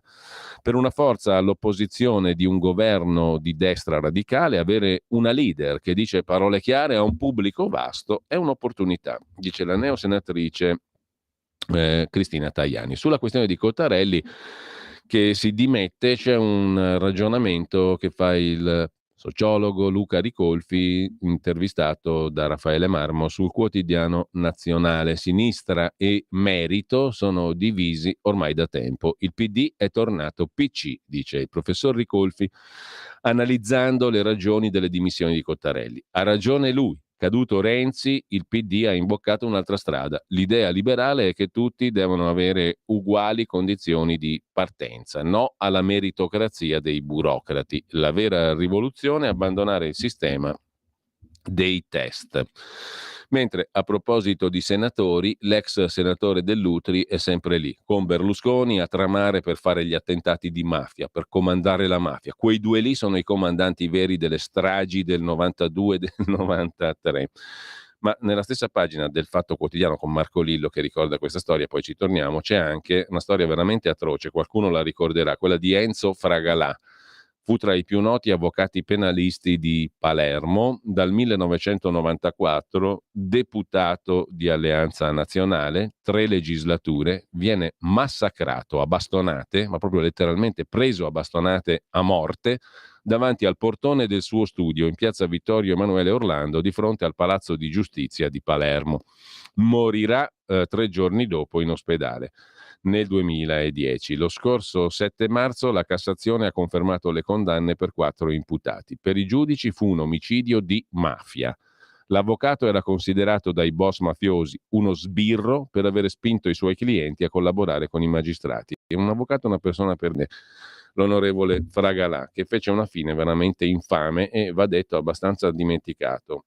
Preso a bastonate davanti al suo studio, proprio morto a bastonate, una cosa incredibile, di violenza pazzesca ottocentesca o ancora prima. Intanto la Procura di Firenze ha interrogato Giuseppe Graviano in cella in 2 occasioni, 20 novembre 2020, 1 aprile del 21, nell'ambito dell'indagine, poi chiusa e poi riaperta a fine 22 su Marcello Dell'Utri e Silvio Berlusconi per le stragi di mafia del 93, scrive Marco Lillo oggi sul Fatto Quotidiano. In entrambi i casi il pubblico ministero, Luca Tescaroli, ha chiesto al boss dei suoi rapporti con Dell'Utri, partendo da 2 conversazioni in cella, 1998 e 99, con la sorella Nunzia, in cui, per la direzione antimafia, parlerebbe proprio di Dell'Utri, cercando di portare tramite l'avvocato Fragalà messaggi all'esterno, verso vari soggetti, tra cui appunto un Marcello che sarebbe Dell'Utri. Ovviamente l'intento non è detto che si sia realizzato e non è riscontrato. Graviano intercettato, messaggi a Marcello per la DIA, Direzione Investigativa Antimafia, e Dell'Utri. A proposito di magistrati, a pagina 6 del giornale c'è il commento di uno dei cronisti giudiziari di più lunga data del giornalismo italiano, Luca Fazzo, che appunto su Il Giornale parla dell'inerzia cronica del CSM. Ciechi, sordi e muti, il Consiglio Superiore della Magistratura. Cosa hanno in comune il caso dell'indagine di Firenze, quella di cui parlava Marco Lillo poco fa sul Fatto Quotidiano contro Berlusconi e Dell'Utri, mandanti delle stragi del 93? Cosa hanno in comune questa indagine sui mandanti stragi del 93 a Firenze e le manovre in corso intorno ai vertici della Procura della Repubblica a Milano? Risposta facile: l'inerzia del Consiglio Superiore della Magistratura. Il nuovo, scrive nuovo tra virgolette Luca Fazzo, Consiglio Superiore della Magistratura, il primo del dopo Palamara, insediatosi nel settembre scorso e che era parso in grado di segnare un cambiamento di rotta, se non altro per la fine dell'egemonia delle correnti di sinistra.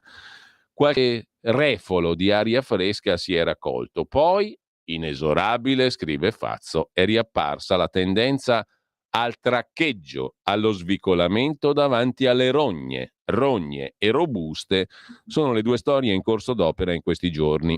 A Firenze l'inchiesta più delicata oggi in Italia, con Silvio Berlusconi e Marcello Dell'Utri accusati niente meno di avere ordinato, non si sa perché, alla mafia siciliana Cosa Nostra una sfilza di stragi.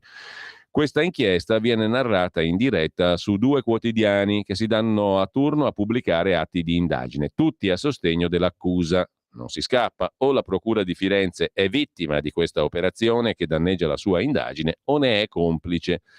Ipotesi subordinata, gli atti non sono più segreti perché gli stessi pubblici ministeri fiorentini, Luca Turco, che qualcuno anche dentro Magistratura Democratica guardava con dissenso, e Luca Tescaroli, collaboratore di uno dei quotidiani che ospitano gli scoop, il Fatto Quotidiano, li hanno depositati qua e là, autodanneggiando la loro indagine. Quindi se hanno depositato gli atti non sono più segreti. Non si capisce quale sia lo scenario peggiore, scrive Fazzo, ma in ogni caso si capisce fin troppo perché il Consiglio Superiore della Magistratura, CSM, ciechi, sordi e muti, non abbia voglia di metterci il naso. Meno bene si capisce perché il Consiglio dorma sulla nomina per altri 4 anni del pubblico ministero Fabio De Pasquale a procuratore aggiunto di Milano. De Pasquale oggi è sotto processo per la sua gestione dei processi ENI, eppure il Consiglio giudiziario di Milano ha proposto la sua riconferma con una delibera che ha sollevato alcune perplessità tra gli stessi magistrati milanesi. L'anno scorso il CSM archiviò la procedura di trasferimento d'ufficio di De Pasquale perché gli elementi contro di lui erano gli stessi del processo penale. Successivamente, da quello stesso processo, sono emerse nuove accuse contro di lui, ormai pubbliche. Mi disse di tenere le carte nel cassetto 2 anni, ha deposto il pubblico ministero Paolo Storari. Il Consiglio Superiore della Magistratura, conclude Fazzo, poteva riaprire una pratica per cambiare posto e lavoro a De Pasquale. Non lo ha fatto. Come è nuovo il nuovo Consiglio Superiore della Magistratura, chiude in maniera sarcastica Luca Fazzo su Il Giornale. Intanto domenica si vota, ragazzi, se vi eravate dimenticati come si fa a votare, domenica si vota.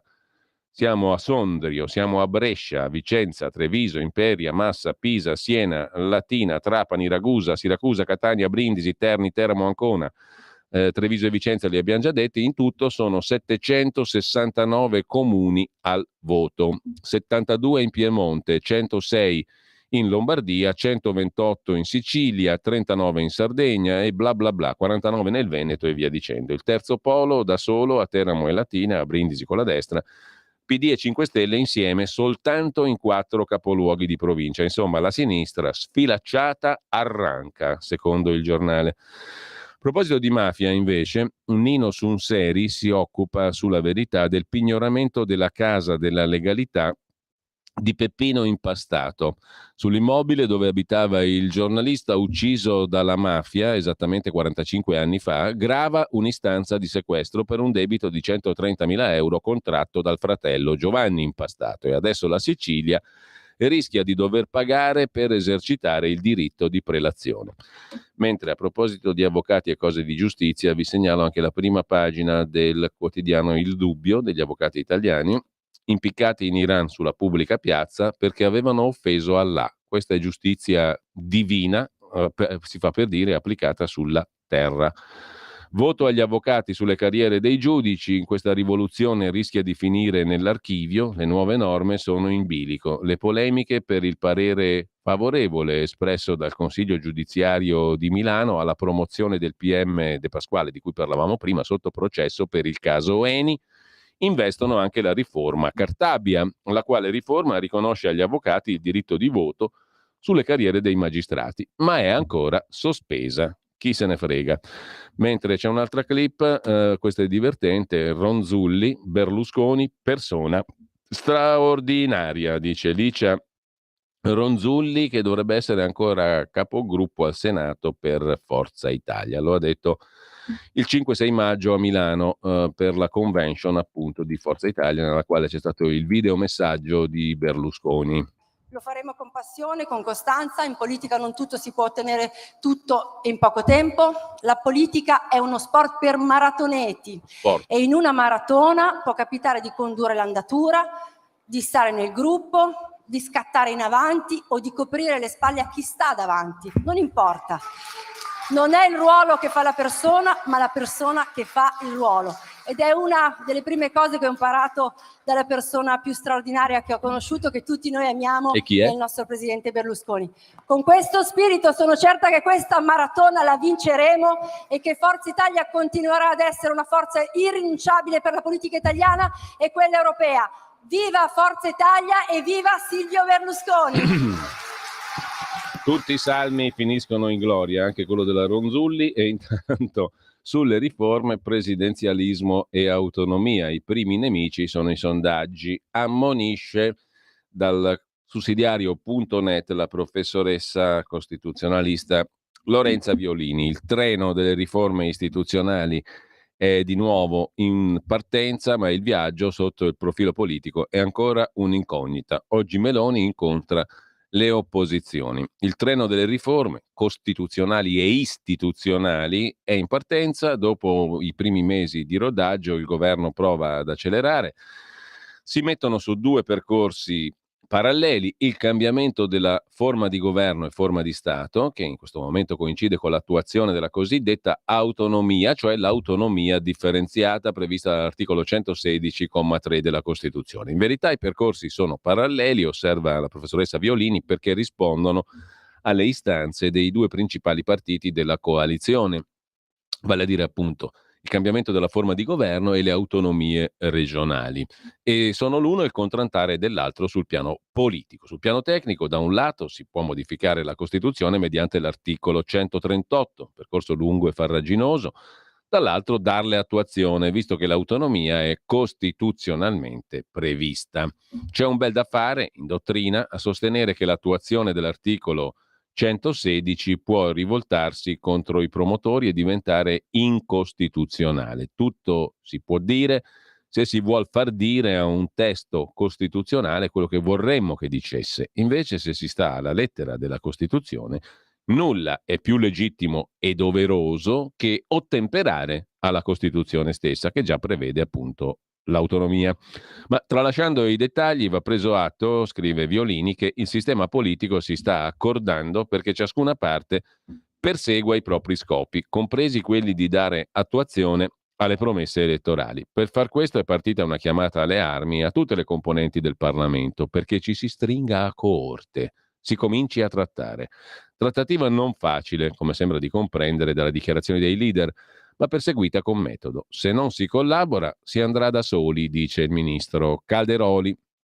Sempre sul piano del non parallelismo, scrive Violini, è evidente che la via più lunga è quella del presidenzialismo o semipresidenzialismo o premierato. Le alternative sono ampie, diversificate. Occorrerà capire in che direzione andrà la proposta governativa, che dovrà essere anch'essa ampia, visto che per cambiare un sistema non si potranno fare modifiche di nicchia.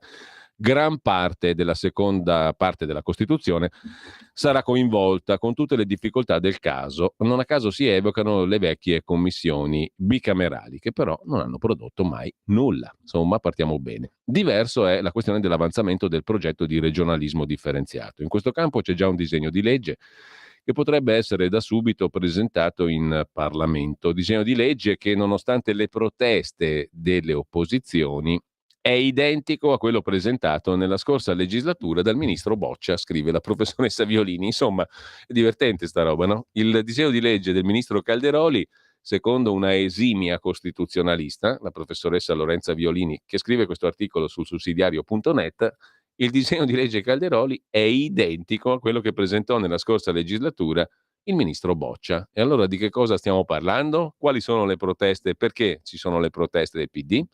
Ci sono poi le proposte delle regioni capofila, su cui gli apparati tecnici, Stato-Regioni, si erano già esercitati a condurre la trattativa. E ci sono, per non farsi mancare nulla, anche le preintese già firmate sotto il governo Gentiloni dai presidenti di Lombardia, Veneto ed Emilia-Romagna.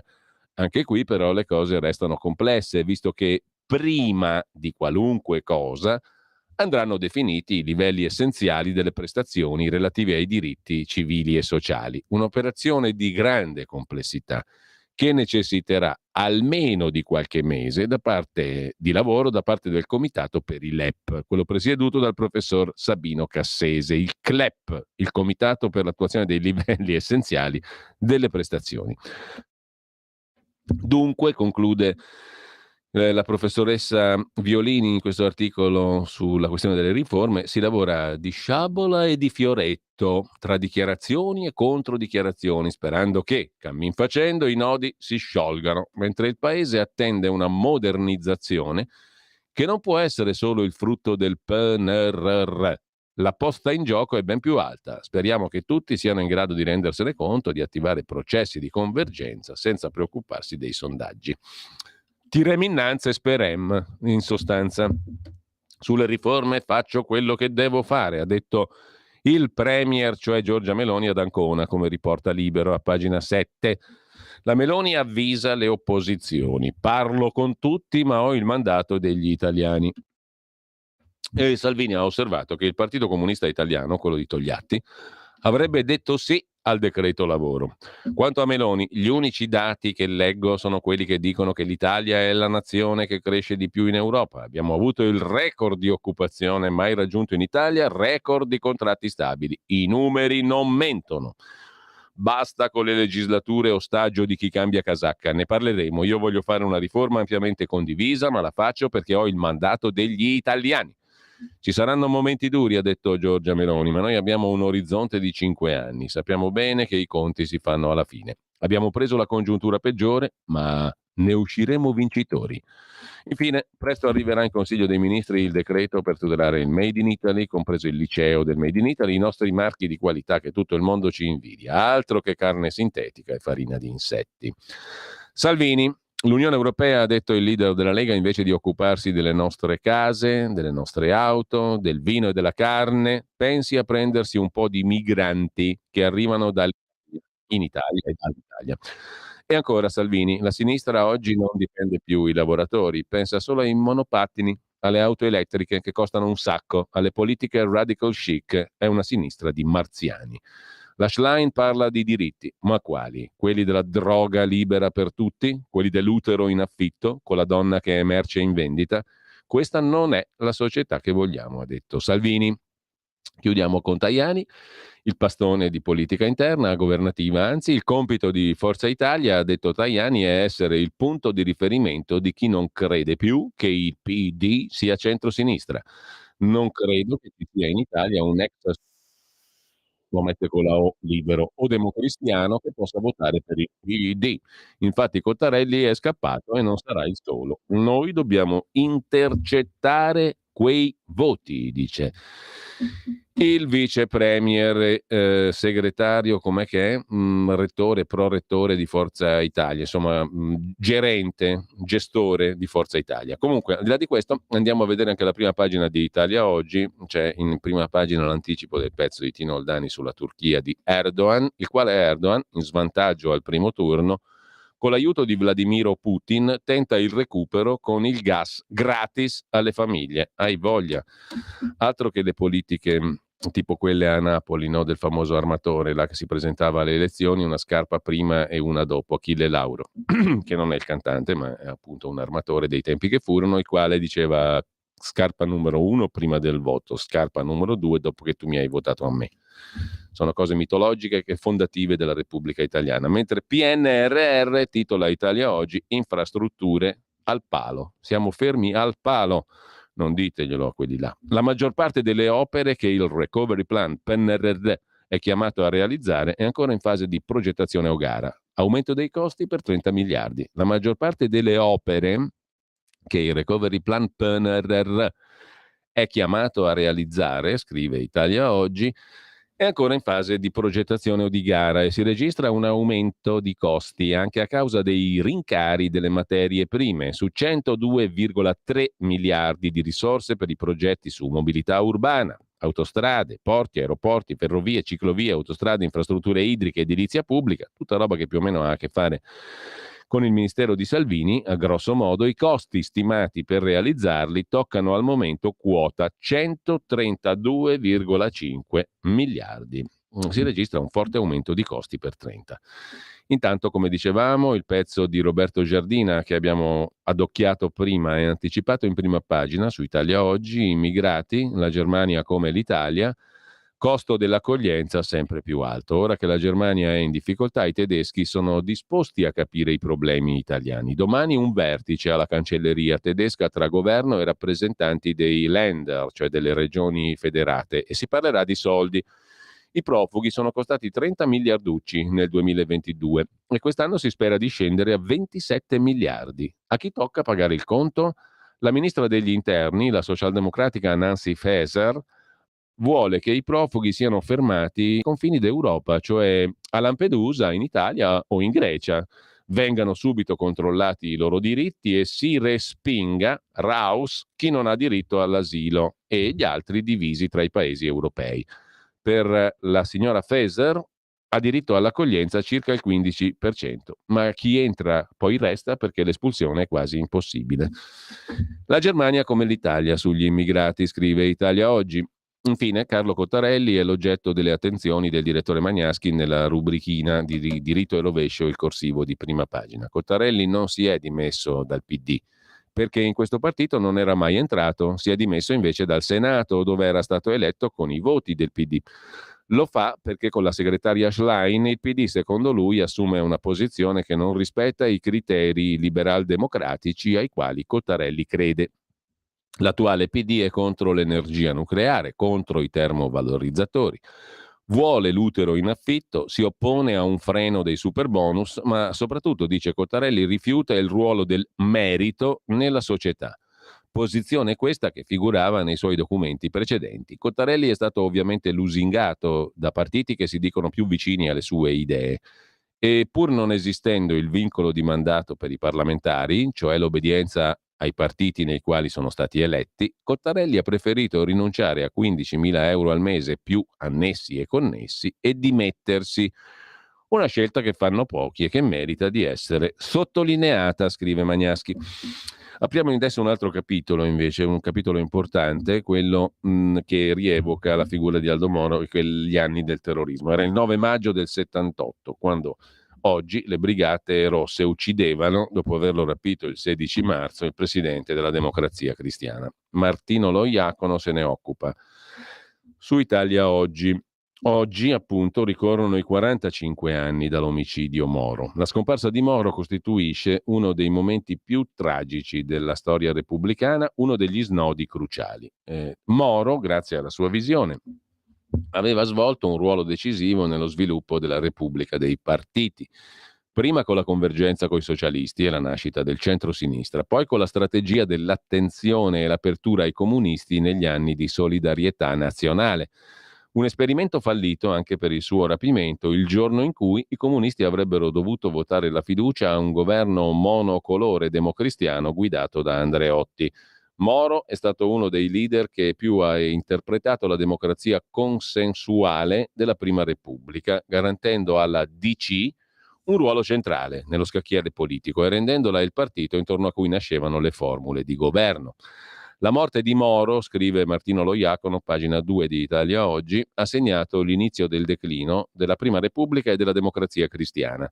A partire dagli anni *80 la DC sarà costretta a cedere Palazzo Chigi ai laici e perderà parte dei propri consensi.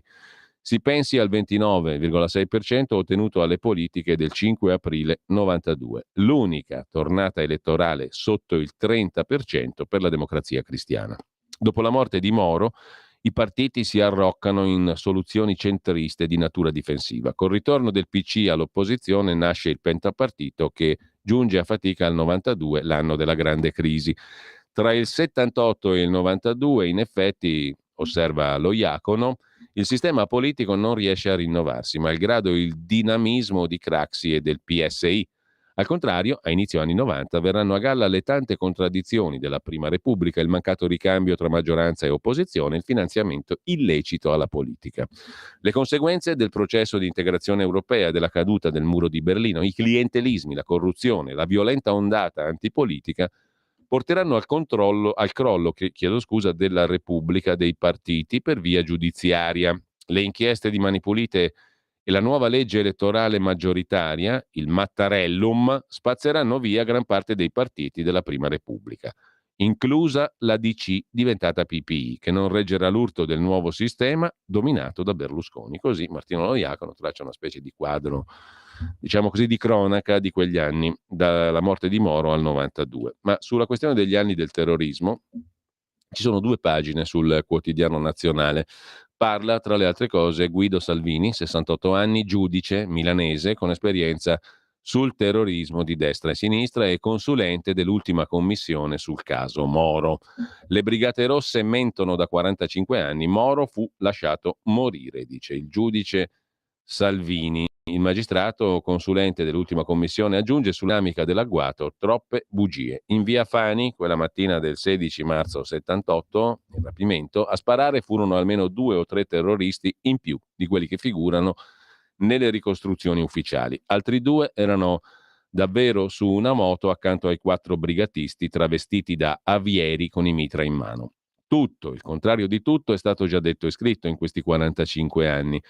Atti giudiziari, romanzi, complottismi, dietrologie. Difficile aggiungere qualcosa. A sfidare il pericolo il giudice Guido Salvini, magistrato di grande esperienza. È stato negli ultimi anni consulente della Commissione Moro e della Commissione Antimafia, nel gruppo di lavoro coordinato dalla deputata Stefania Ascari, redigendo la relazione finale sull'agguato ad Aldo Moro del 16 marzo 78. In via Fani c'erano più sparatori rispetto ai 4 indicati dal brigatista Valerio Morucci. Questo emerge dalla relazione, dice il giudice Salvini, sulla base di elementi oggettivi. Mi riferisco a 1 o più sparatori in alto a sinistra rispetto al punto esatto dell'agguato. Annullarono il tentativo di reazione di uno degli uomini della scorta, l'agente Raffaele Iozzino. Richiamo l'attenzione sul racconto di una testimone da noi sentita, molto attendibile, che ne vide almeno uno. La polizia scientifica all'epoca non la considerò, eppure disse di aver visto, mentre percorreva a piedi via Fani, verso via Trionfale, 6 persone, non 4, impegnate nella sparatoria, e non tutte con la divisa degli avieri. In particolare aggiunse di aver visto un'arma che sparava al di là dell'auto, in sosta sul lato del bar Olivetti, con la canna che fuoriusciva dalla sagoma dell'auto. Racconto che ha ripetuto dopo più di 40 anni alla nostra commissione. Questa testa è attendibile, dice il giudice Salvini. Era una studentessa che quel giorno non si spaventò e cercò di seguire quel che stava avvenendo. Svolge la professione di architetto a piena confidenza con le planimetrie e la collocazione di oggetti e persone nello spazio. Il suo racconto corrisponde a quello di un altro testimone che parlò di altri 2 terroristi sbucati tra 2 auto parcheggiate. Furono loro a sparare all'agente Iozzino e non uno dei brigatisti già conosciuti. Per la prima volta, prosegue Salvini, abbiamo ricostruito la scena con piantine dettagliate in cui sono collocati spettatori, testimoni, autovetture e le rose dei bossoli. Sembra incredibile, ma non era mai stato fatto prima. Il brigadiere Francesco Zizzi, uscito dall'auto di scorta, viene colpito alle spalle da un terzo sparatore rimasto senza nome. Non fu ucciso mentre era in macchina? Chiede Il Giorno, il quotidiano nazionale. No, risponde il giudice Salvini. All'epoca gli approfondimenti tecnico-scientifici non erano disponibili, ma non ci sono fori di proiettile nello schienale del sedile che Zizzi occupava. Sull'autovettura uscì e fu abbattuto da uno sparatore che si trovava probabilmente accucciato sul lato destro della strada. Accertata anche la presenza di altri 2 terroristi in motocicletta. È stato uno degli argomenti più dibattuti. Erano complici? Lì per caso? Abbiamo potuto rintracciare uno dei testimoni, un ex studente oggi primario in un ospedale a Bergamo, che ha conservato vivido il ricordo di una figura a cavalcioni della moto vestita proprio da aviere. Ci fu un intervento della criminalità organizzata, mafia, nel sequestro Moro? Può darsi, risponde Salvini, che vi sia stato qualche appoggio logistico. Invece è certo che la criminalità organizzata si sia proposta per individuare la prigione e anche attivata. In questo senso c'è la testimonianza di Maurizio Abbatino, boss della Magliana. Fu fermato non per motivi etici, ma perché Moro, liberato, non serviva più. Molto probabilmente, conclude il giudice Salvini, le istituzioni, il comitato di crisi, gli uomini della democrazia cristiana, dopo che le Brigate Rosse annunciarono la collaborazione di Moro al suo interrogatorio, potevano temere che avesse raccontato e scritto molto più di quanto effettivamente avvenuto, con conseguenze disastrose se fosse divenuto pubblico per il quadro politico e le alleanze internazionali. A quel punto Moro era politicamente morto, più ancora che morto era divenuto ingombrante e poteva essere lasciato morire, dice il giudice Salvini oggi al Quotidiano Nazionale, che fa seguire un altro articolo: telegrammi segreti dagli Stati Uniti, il necrologio preventivo, Gladio, le parole del fratello dell'attuale capo dello Stato, Piersanti Mattarella. I cablo dell'ambasciata, l'allarme per le rivelazioni ai terroristi. Il presidente siciliano Mattarella è il mentore, anche Libero sarà ai margini. Di che si tratta? Morto comunque. Aldo Moro sarebbe stato politicamente finito anche Libero. La tela tessuta per dar vita all'alleanza di CPC sepolta con lui. Il ritrovamento della Renault 4 rossa e il suo corpo rannicchiato, trofeo macabro, a 2 passi da Botteghe Oscure e Piazza del Gesù, cioè PCDC, fu l'estremo atto della tragedia. 55 giorni prima, 16 marzo, tutto è ancora possibile. A Villa Taverna, residenza dell'ambasciatore degli Stati Uniti, la nascita del nuovo governo col voto favorevole dei comunisti è un boccone duro da ingoiare. La nuova amministrazione, Jimmy Carter, messo da parte il duro, Henry Kissinger, con cui Moro non si intese mai, adotta una linea meno oltranzista. Arriva Richard Gardner, moglie italiana, pallino per le relazioni pubbliche, incontra tutti, comunisti compresi. La linea è nessuna interferenza, nessuna indifferenza. E non lascia indifferenti la nascita di un governo col voto del PC, meno che mai il rapimento di Moro. Lo dice a una serie di telegrammi spediti a Washington dall'ambasciatore Gardner, rimasti finora sepolti negli archivi. Fa forse parte dell'inevitabile cinismo delle relazioni internazionali, ma colpisce che già a inizio aprile, Moro è rapito il 16 marzo, 15 giorni dopo il sequestro, le condoglianze ufficiali per la morte di Moro sono già pronte. In caso di conferma che Aldo Moro sia stato assassinato, scrive l'ambasciatore, eccovi un messaggio per il ministro Forlani da sottoporre alla considerazione del segretario di Stato americano Vance. Segue un breve ricordo di un uomo che ha contribuito all'amicizia fra i nostri paesi e fine. Un mese prima dell'omicidio, quindi, per Moro era già pronto il necrologio. Il testo emerge dalle pieghe dell'archivio diplomatico, ma nella raccolta di telegrammi di Gardner c'è altro, come il resoconto della visita dell'ambasciatore, 12 aprile 78, al nuovo presidente della regione Sicilia, Piersanti Mattarella, che 2 anni dopo sarà trucidato dalla mafia. Il fratello di Sergio, oggi capo dello Stato, era allora la punta avanzata della linea politica di Aldo Moro, artefice di un disegno politico che fa nascere il 20 marzo del 78 una giunta a guida Democrazia Cristiana in Sicilia basata sul centro-sinistra con l'appoggio dei comunisti. A Gardner, Piersanti Mattarella chiarisce qualcosa di semplice. In qualunque modo finisca il sequestro Moro, dice il fratello dell'attuale capo dello Stato, penso sia molto improbabile che il presidente della DC, cioè Aldo Moro, possa mai tornare a ricoprire cariche importanti, dice Piersanti Mattarella all'ambasciatore americano Gardner. Questo non gli impedirà, prosegue Mattarella, di continuare a servire fuori dai riflettori come motivatore e mediatore del partito, ma precluderà per sempre la sua elezione al Quirinale. Ci arriverà il fratello di Piersanti, Sergio, e un suo possibile ulteriore servizio da Presidente del Consiglio. Insomma, Moro è politicamente finito, dice Piersanti Mattarella all'ambasciatore americano prima della morte di Moro.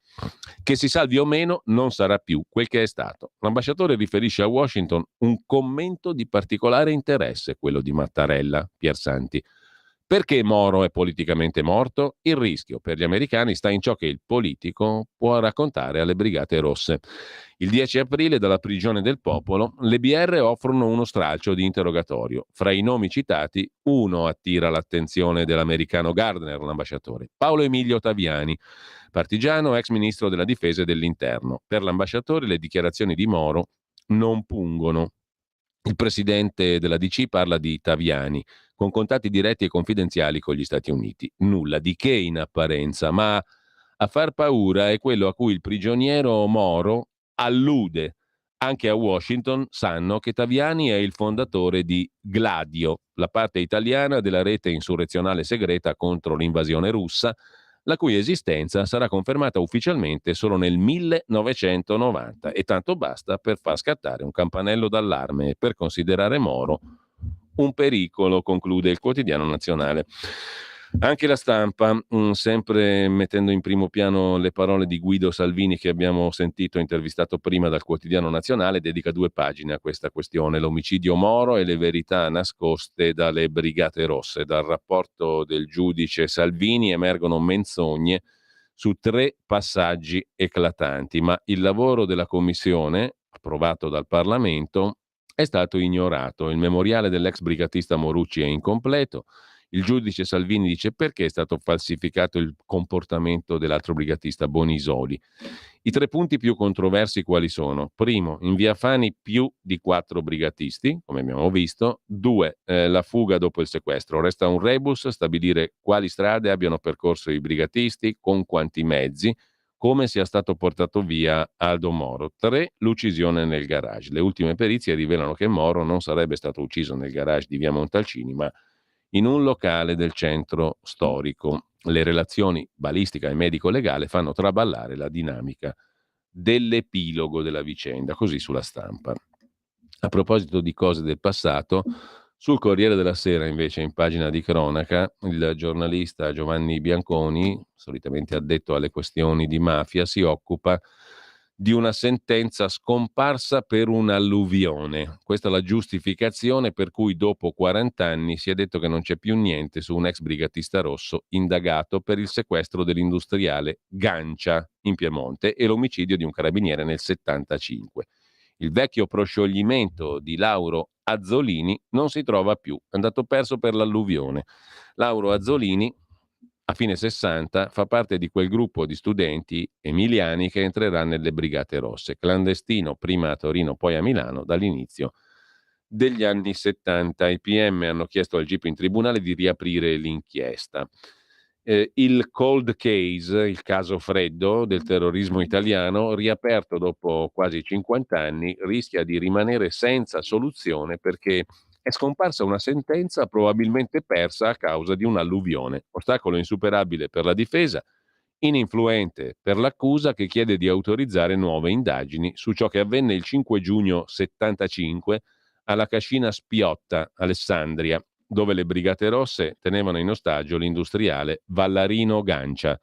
Lì furono sorprese da una pattuglia dei carabinieri, ci fu un conflitto a fuoco, morirono l'appuntato Giovanni D'Alfonso e l'aspirante guerrigliera Margherita Cagol, che col marito Renato Curcio e pochi altri aveva fondato l'organizzazione delle Brigate Rosse, già responsabile di omicidi e rapimenti, e di lì a 3 anni avrebbe sequestrato e ucciso il presidente della DC, Aldo Moro. Nella sparatoria della Spiotta furono gravemente feriti il tenente Umberto Rocca e il maresciallo Rosario Cattafi.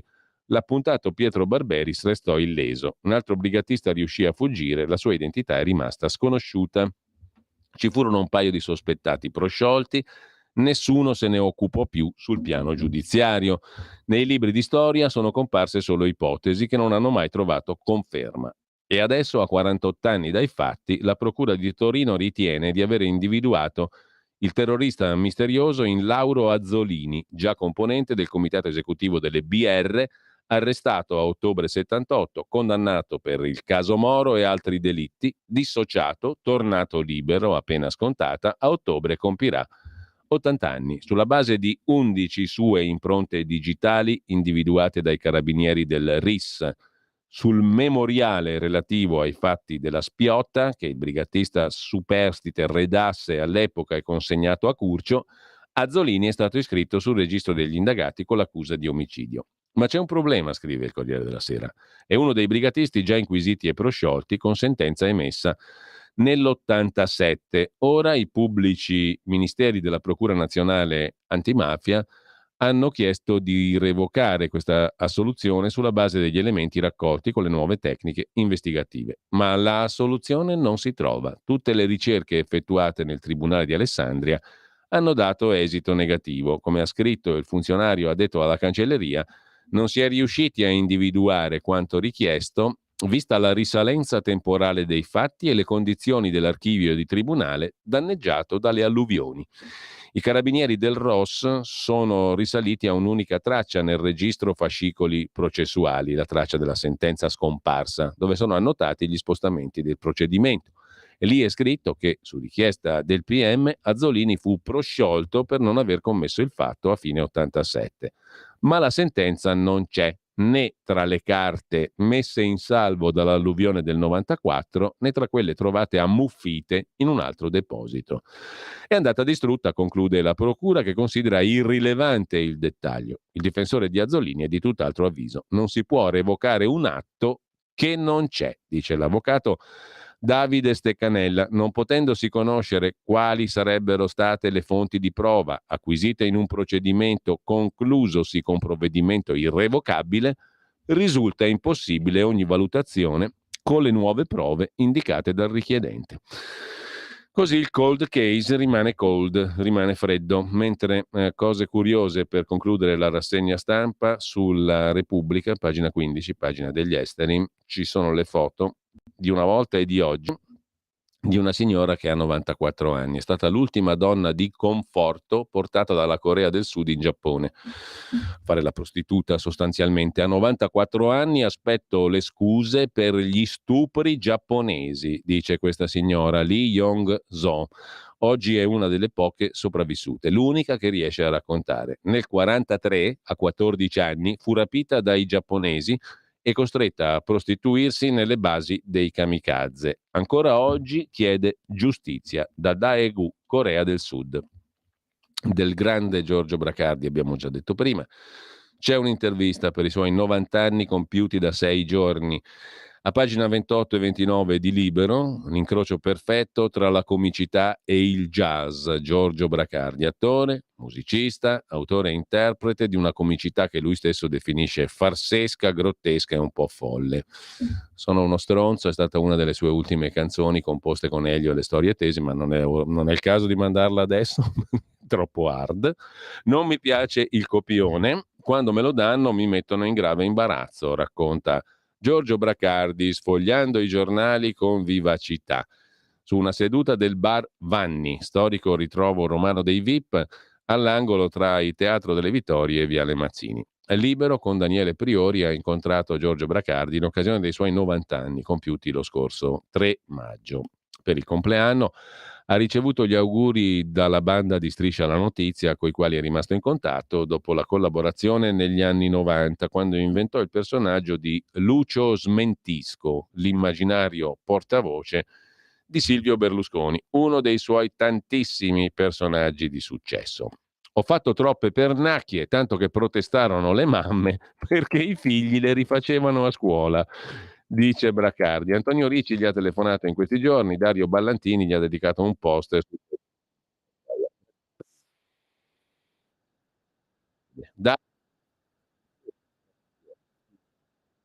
Come vivo questi 90 anni come un giovanotto, non gioco più a tennis, anche se potrei.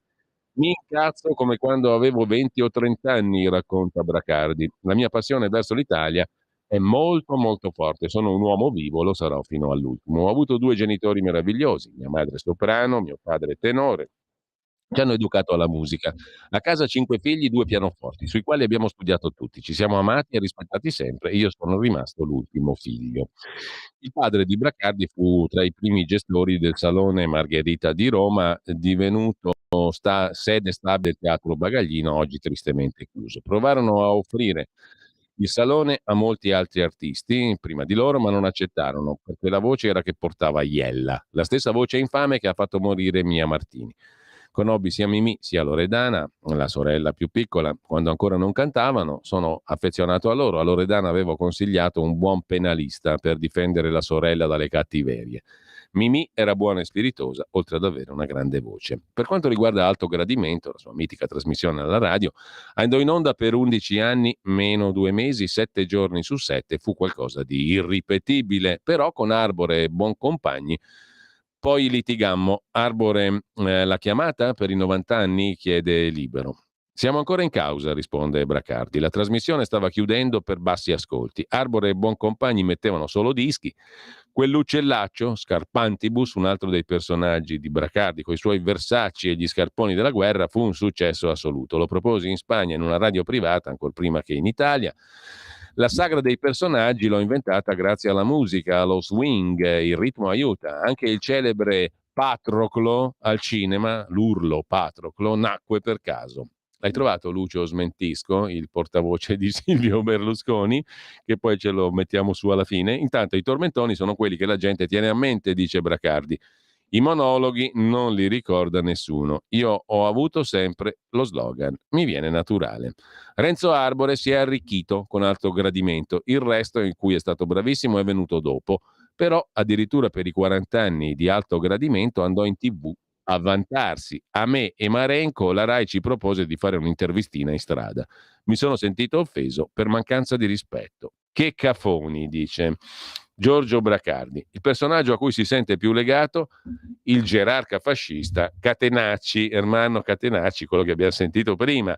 A quei tempi guai a fare ironia sul fascismo. Io sono riuscito a mettere d'accordo tutti. Soltanto una volta a Macerata, durante una serata, appena mi presentai vestito da fascista, fui coperto da fischi e insulti e scappai dalla finestra, saltai e finii nella neve.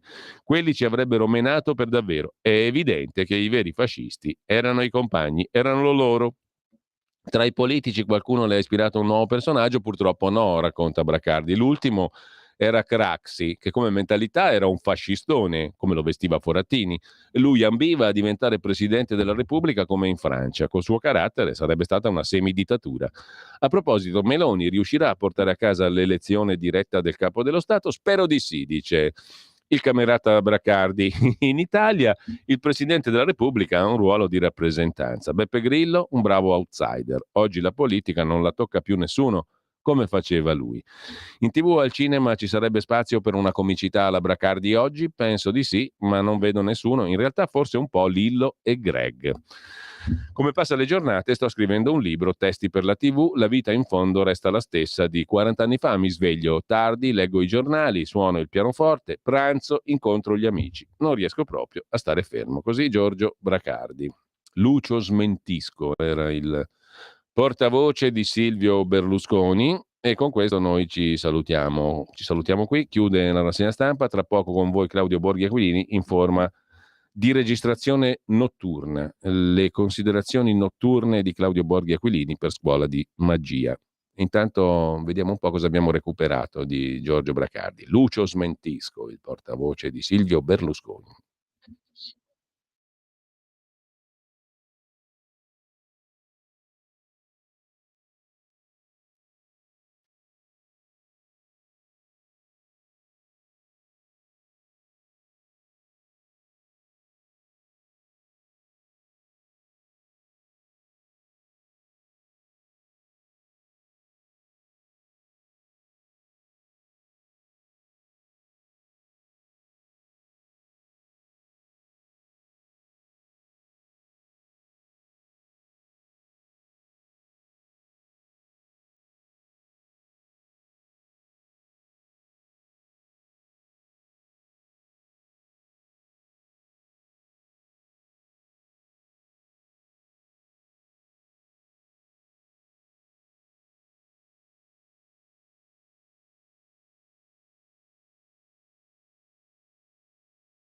Wow! Ui! Ui!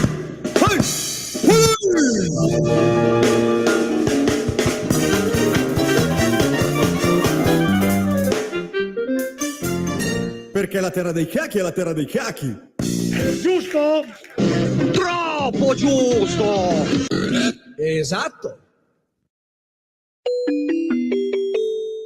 Qui Parlamento.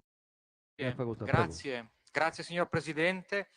Grazie onorevoli colleghe, grazie onorevoli colleghi. Io sono federalista e questa è una tautologia più che un'affermazione sedendo tra questi banchi, e oggi sono particolarmente contento perché la risposta è semplice, perché ci accingiamo a votare questo decreto, ad approvare questo decreto. Se la matematica non mi è venuta a mancare, ma ritornerò più tardi su questa affermazione. Come sapete, la Lega lavora da anni sui temi relativi ai digital assets e ai security token. Già dalla precedente legislatura è stato ha avviato un dialogo, soprattutto tramite lo strumento del sindacato ispettivo, che ha rappresentato in più di un'occasione uno stimolo all'attività del governo. Si pensi ad esempio ai question time in materia rispettivamente di custodia delle criptovalute, interrogazione a risposta in commissione 507701 14 marzo 2022 e di regolamentazione del security token